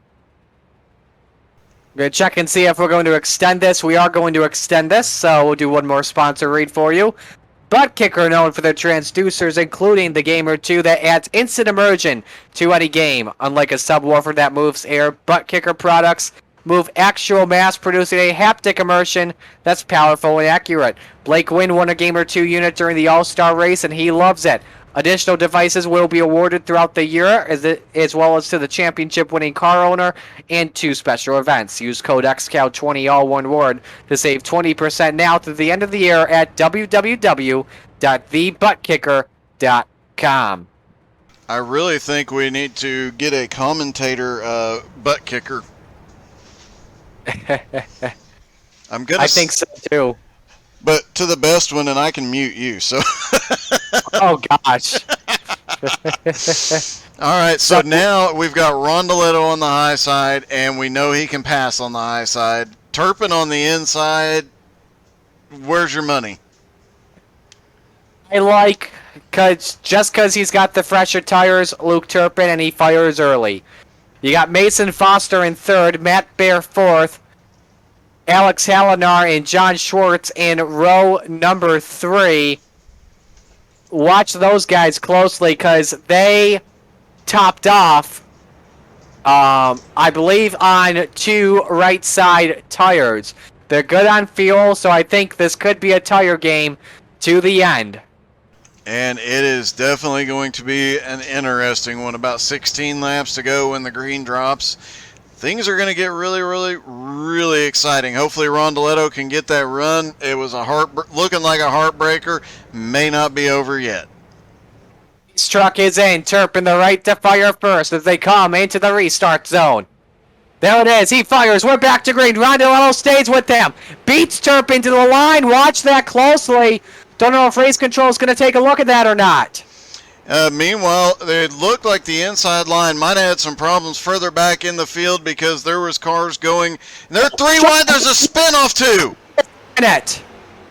You've got another car involved. Stopped. That's the 51 of Daniel Miller. And they're still wrecking. Derek Colson is involved. Ryan Seens, Gregorio Emiliano Dorso. No caution. We remain green. 14 to go. Mason Foster tries to spoil the party here. Contact between the front 5. Bumper to Turpin. Rondeletto to the lead. Hopefully, oh my God, they tried 4 wide. We knew that was coming, but wow. And Foster gets a bump. Turpin gets moved. Now Rondeletto way up high. This might be over for Rondeletto as Mason Foster is using the bumper to get to the lead with 14 to go. For the first time today in non-pit stop conditions, Mason Foster to the point. Shuts the door on Turpin. Here comes Halidar looking for second. Now, who is going to give Mason Foster I would not move up in front of the Luke Turpin car if I was Foster. He has got to be mad. And Octavio up there getting a clean move to the lead. Now gets sent backwards again by somebody driving too aggressive. Will he lose his cool here as here comes Matt Baer back up in the mix? Turpin looking on the outside on Mason Foster. It's Turpin at the stripe with 12 laps to go. Mason Foster gets moved up the track by Hallinar. And there goes Foster. Turpin up by 2 wheels and Hallinar goes to the lead. Oh, you've got to be kidding me. The yellow is out. Turpin's lost the wheel. All right, you want to sing the Darrell Waltrip song? You picked a fine time to leave me loose, wheel. I can't believe I convinced you to do that. Turpin loses a wheel there, and it is utter, utter chaos. Let's try and take a look and see what happened. Mason Foster just ran him up the track. I'm going to watch that from an aerial shot to see if there was a net code situation. Ooh, that's net code.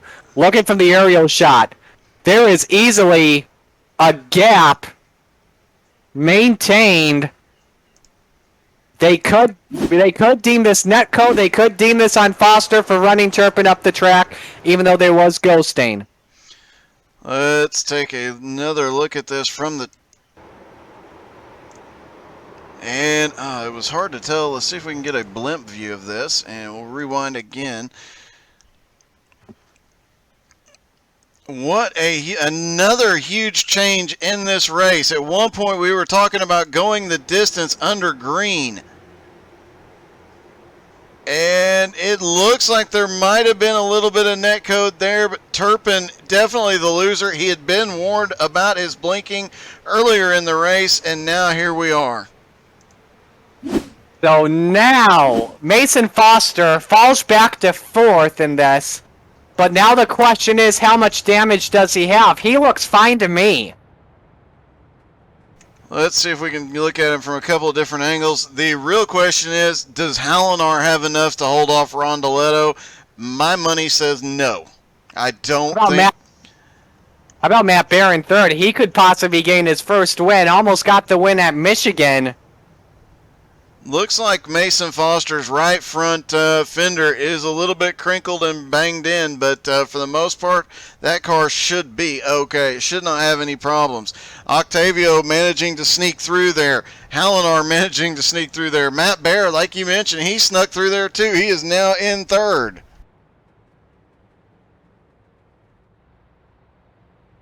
Turpin's not pitting, and he's missing a wheel. And a front bumper. I don't know what's going on here.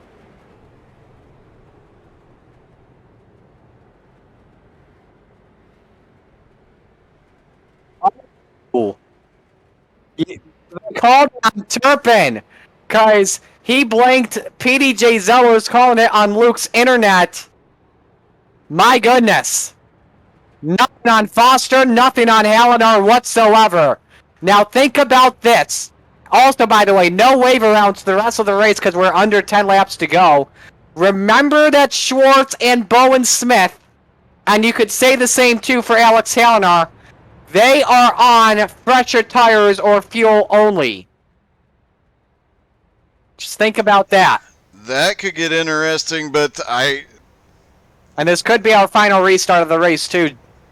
yeah, because once we get restarted, we'll be just shy of 5 laps to go per XCAL rules. No matter what happens, once 5 to go pops, it's on, no cautions. Alex Hallinar, Octavio Rondeletto, row 1. Matt Bear, Mason Foster, row 2. Bowen Smith, Jonathan Schwartz, row 3. Jordan Babinger, Tyler McRae, row 4. Luke Turpin is going to restart without a left front wheel in the 9th position. Don't know what he's thinking there, but okay. 8 cars have a chance to win it. Do you like Hallinar, Rondeletto, Matt Bear, Mason Foster, or the field? I would normally in this situation call this one on Rondeletto, but seeing how Foster came through the last time, I hope Rondeletto can at least save the car when he gets moved here in a moment. Hallinar gets the right to fire first. 7 laps to go. Back to green. Rondeletto fired later than Hallinar. That could be reviewed. I think they fired at roughly the same time, but I think Rondeletto... Oh, and Hallinar puts him in the wall! He's trying to save it. He does. Hallinar to the lead. And Matt Bear goes to second. Rondeletto managed to save it, but man, that was close. And now Mason Foster, having to avoid that, drops back several positions. Will he use the bumper? Bowen Smith now up to third. About Matt Bear and Bowen Smith, who you thought did not have a chance before the second yellow came out. They got a chance now with 6 laps to go. They're going to need a yellow likely because Hallinar trying to pull away. Bear got the wall. Smith inside for second. And here comes Bowen Smith down into turn 3. Can he run down the leader? There will be no more cautions. And Foster is right there, and he almost looked like he was going to get him in 1 and 2. We've seen him move cars already in the last 20 laps. I guarantee you, if he can get the win that way, it looks like he's going to do it. He's not making any friends, but he is making up positions.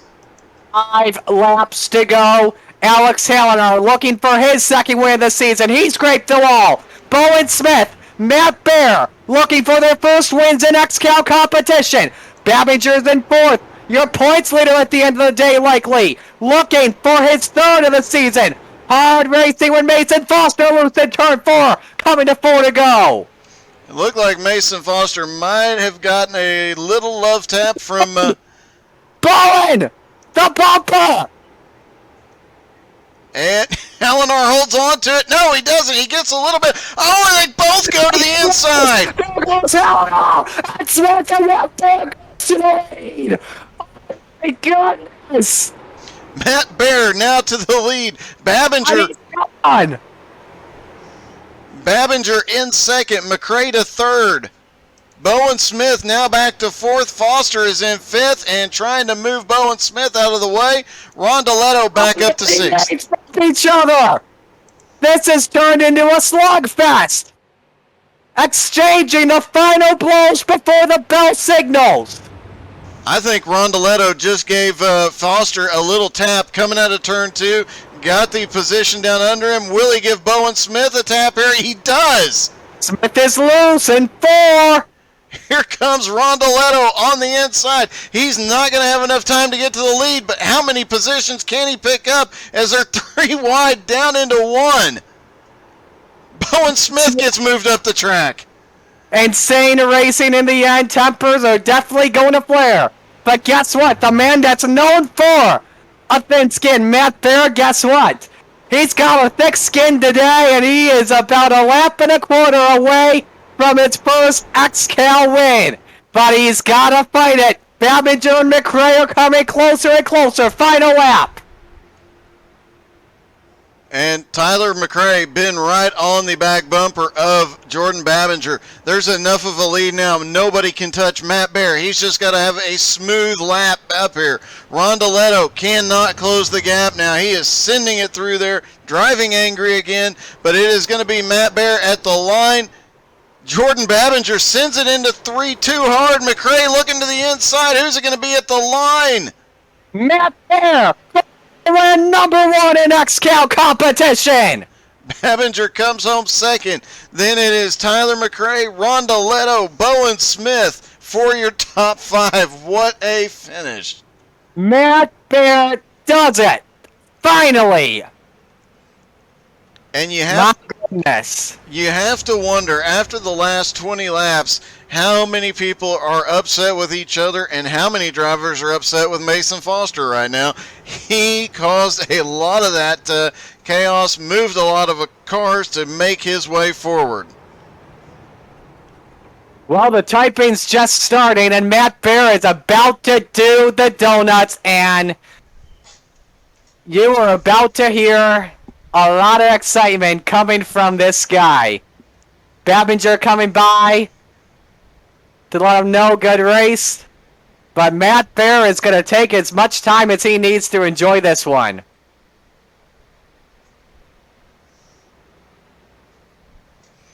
What a finish. I'm trying to... apparently, Bowen Smith in the top 5. The universe might explode, is some of the chat being said in Discord right now. But great job by that young man. Great recovery by Rondoletto there at the end. And Matt Bear, that was probably... I mean, he snuck through a whole bunch of stuff happening right in front of him, took advantage of other people's chaos, and pulled off the win. Absolutely. All right, there's a lot of people I want to talk with first, and we're going to try and see if I can find them here, because we do have permission to talk with some drivers that finished. They had a good chance at finishing, but unable to get it done. Let's talk with Alex Halenar first, who was leading in the final laps before the race just got insane in the final laps. Alex, just walk us through your perspective. Well, I had the lead. Bowen was right behind me. It's, the final 5 laps. I felt like if I could hold him off, that would have been it. I think he might have been on fresher tires than me. I just hit the wall a bit.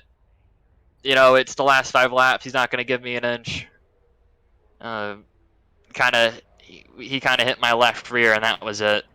I mean, it kind of sucks. I felt like I had a good chance to win this race.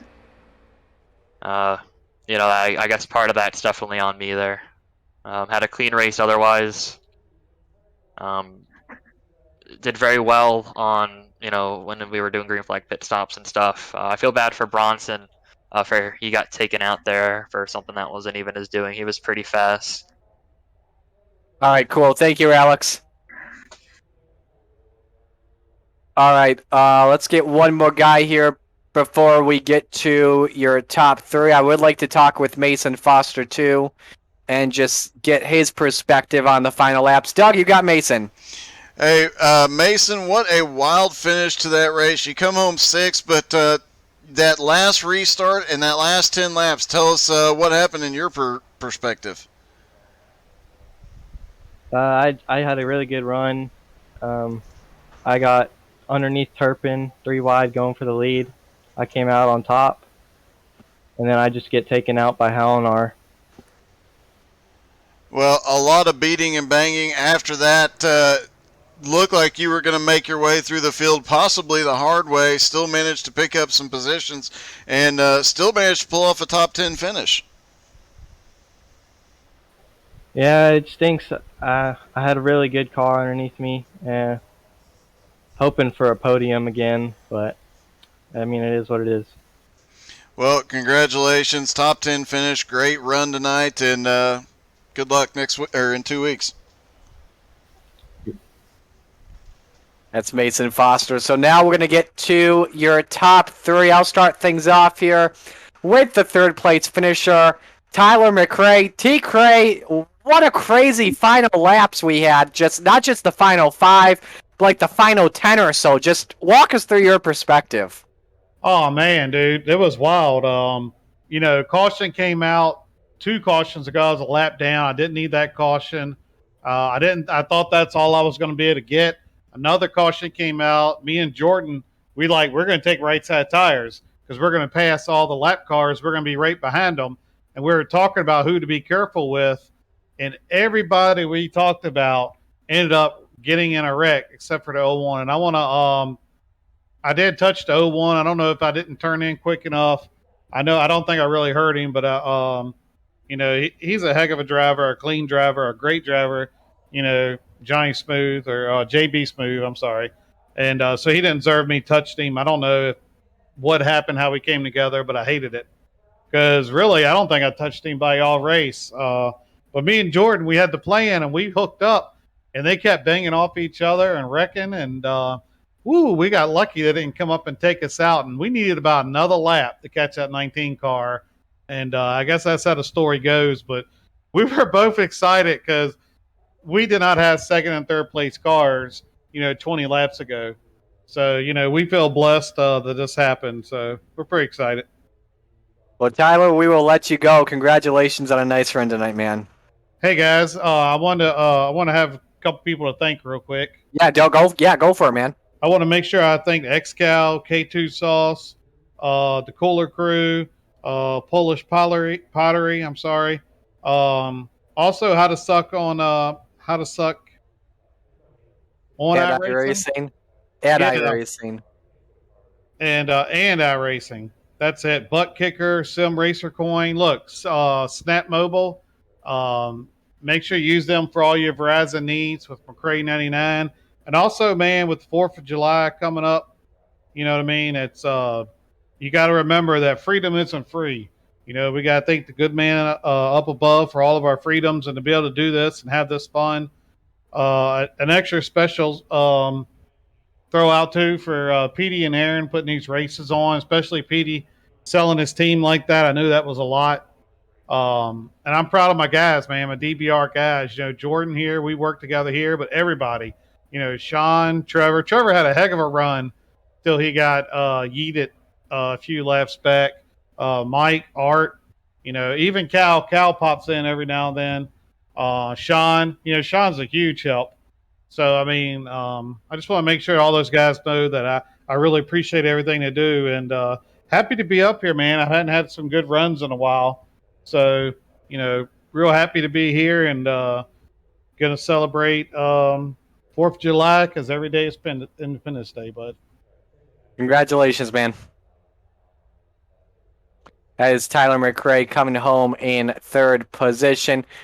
Doug, you've got a runner-up, Jordan Babinger, and comes out with the points lead after what we thought was going to be losing it. But guess what? Stuff changes. Jordan, congratulations on a second place finish. I got to ask, earlier in the race, you and Rondoletto get together, then the chaos at the end. What was your night like overall? Well, it started out great. Now, thanks, guys. But, yeah, I got a lot of respect for a lot of these guys that race around, but I lost a lot of respect for Octavio in this race because, he got in front of me, and I gave him a couple bumps to show him that I'm faster than him in the center of the corner. And he got sideways, and I got alongside him, and he just doored me and took me out. So I've been fighting back this whole race, and just can't stop fighting. Well, and there at the end, you fought your way back. You guys got up there. You and Tyler managed to get through all that chaos at the end. What was that last 10 laps like working with your teammate? We were just trying to play it safe because we knew we had fresh tires there, and we knew there was going to be some wrecks going on. So we were just trying to avoid it, and luckily we got through there because there was a couple nasty wrecks at the end. But I got to thank Jeff Edgar. He really helped us out this week.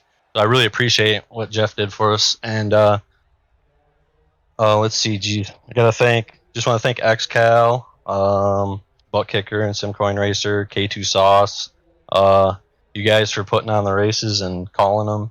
Well, Aaron for putting the races on, and PD. But it was a pretty good night overall. Ended up good. Well, congratulations. You are back to the lead in points. You got a week off, and then it'll be racing, trying to extend your points lead. Yep, we'll just keep picking away at it. All right, man. Congratulations. Great night, buddy. Yep, thanks a lot, guys. Jordan Babinger takes home the second position. And now it is time to head to K2 Victory Lane. Mad Bear no more. He is an exciting bear today. Matt Bear gets his first ever XCAL win. Matt, how's it feel, man? Let me tell you something, brother. Nah, that was incredible right there. That was crazy what happened those last 10 laps. It was total chaos, what I expected. 87 driving like an idiot right there, overdriving, and then you got Bowen coming up in there thinking he's going to go win the race, and they both overdrive, get into each other, and I'm in the catbird seat right there, and I just got enough right there in the tank to get past everybody on those old tires and kept everybody in front of me for just long enough. I want to ask you as well, just when that second yellow comes out before all the madness happens, just what are you thinking? You're on the lead lap, you got a chance to win it, just what's that mindset like? Oh, I mean, we only had under 10 cars on the lead lap right there. So I mean, obviously, I'm wanting to be aggressive right there. If I can get to his bumper, give him a little shove or something, I might try to do that. But right there, I'm just thinking, hey, I'm sitting top 3 right now. It's a good point stay because everybody else has had a bad point stay for the team. So at that point, I'm just like, that's just helping the team out right there. So I'm just trying to do what's best. And I was just sitting in the catbird seat and just got extremely lucky. Cards fell where they did, man. Matt, I have to ask one question real quick. You had a wild race back and forth, and it looked like you drove through just about every incident on track. And I gotta say, were you wearing the brown pants? And B, how much time did you spend holding your breath tonight?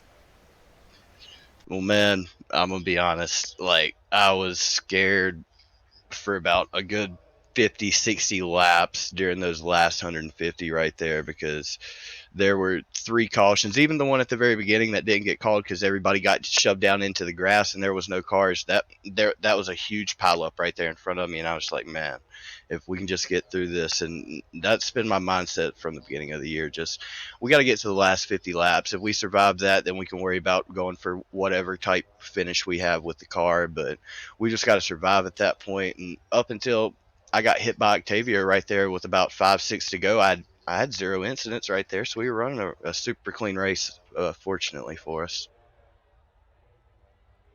Matt, I want to ask you this as well. After Turpin got taken out when him and Foster got together, little internet issues there. Just was he coaching you at all in those final laps, or what was going on there? Nah, he just let me go on my own. We had some malfunctioning issues with the comms earlier in the race, so I wasn't able to hear him throughout the last probably 140, 150 laps. We had no communication whatsoever right there. So it was really just me on my own, just sitting here, hit your mark, hit your mark, hit your mark as we're approaching, just making sure we're not over braking, making sure we're not sliding up through the corners, costing too much time, just making sure we were where we needed to be. So. Yeah, definitely, man. Finally, before we let you go, any sponsors you want to give shout out to? Anyone you want to thank tonight? Yeah, man. K2 sauce. They got a new Southern sauce. You need to go try that stuff. I've got some ordered right now. I'm assuring you that it's delicious. Butt kicker. More Polish pottery. JT pressure washing. Tri ink. Simcoin Racer, everybody that sponsors this thing that puts it on. Got to thank How to Suck at iRacing. Y'all put on a great broadcast.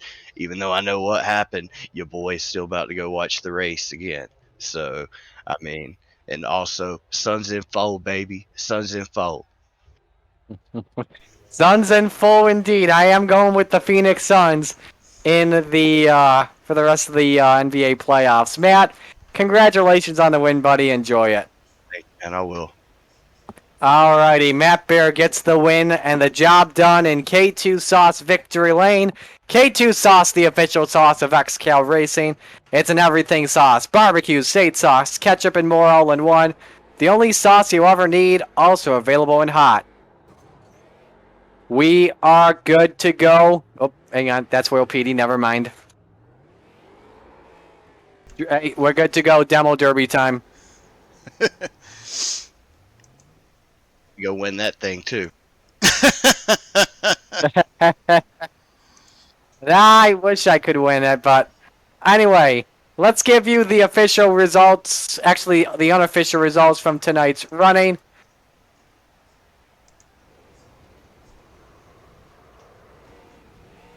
Matt Bear gets the win. Jordan Babinger second. Tyler McRae third.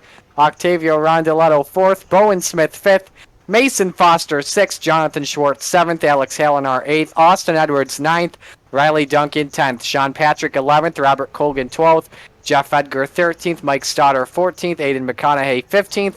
Brett Edgar 16th. Chase Johnson 17th. Jose Gaudino 18th. John Friley 19th. Derek Colson 20th. Stephen Rex 21st.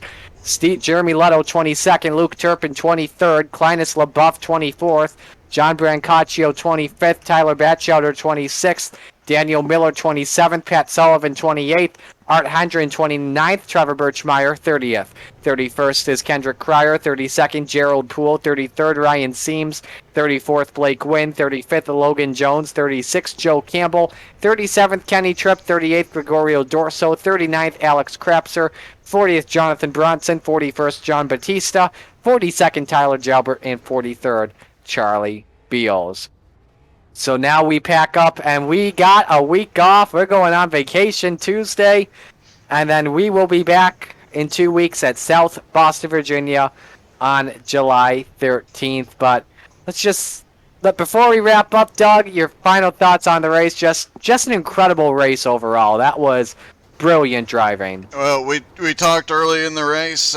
We were almost halfway before the first caution. We thought that thing was going to go green. Then in the last 50, 2 cautions, and then the utter chaos there at the end. Matt Bear finally getting his first win. Heck of a race out of him. And just a lot of chaos, and obviously the chat is blowing up. A lot of frustrated drivers, a lot of happy drivers, and who knows, hopefully the week off will allow everybody to catch their breath and calm down a little bit before we go into South Boston. Absolutely. So we are going to bid adieu for you all tonight. Special thanks to all of our sponsors here at XCAL Racing and How to Suck at iRacing. On behalf of everyone at XCAL Racing, our president, Aaron Hillebush, vice president, PDJ Zeller, our senior admins, including Jeremy Leto, Derek Colson, Paul Coleman Jr., yours truly. If I'm forgetting more, I apologize for that. Now, on behalf of Doug Burns from How to Suck at iRacing, our producer and color commentator, my name is Marty Sakala. We congratulate Matt Bear, career win number 1, and it comes at the Legacy Phoenix Raceway. Thank you all for joining us tonight. So long, everyone.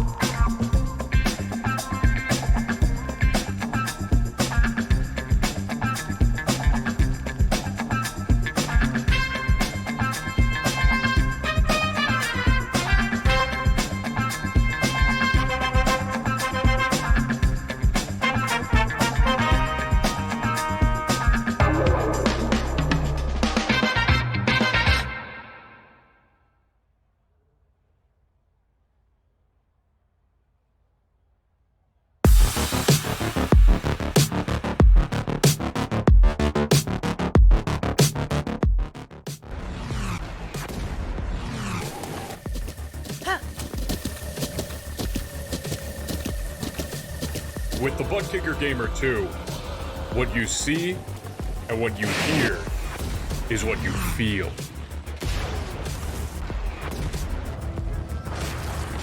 Butt Kicker. The future is feeling.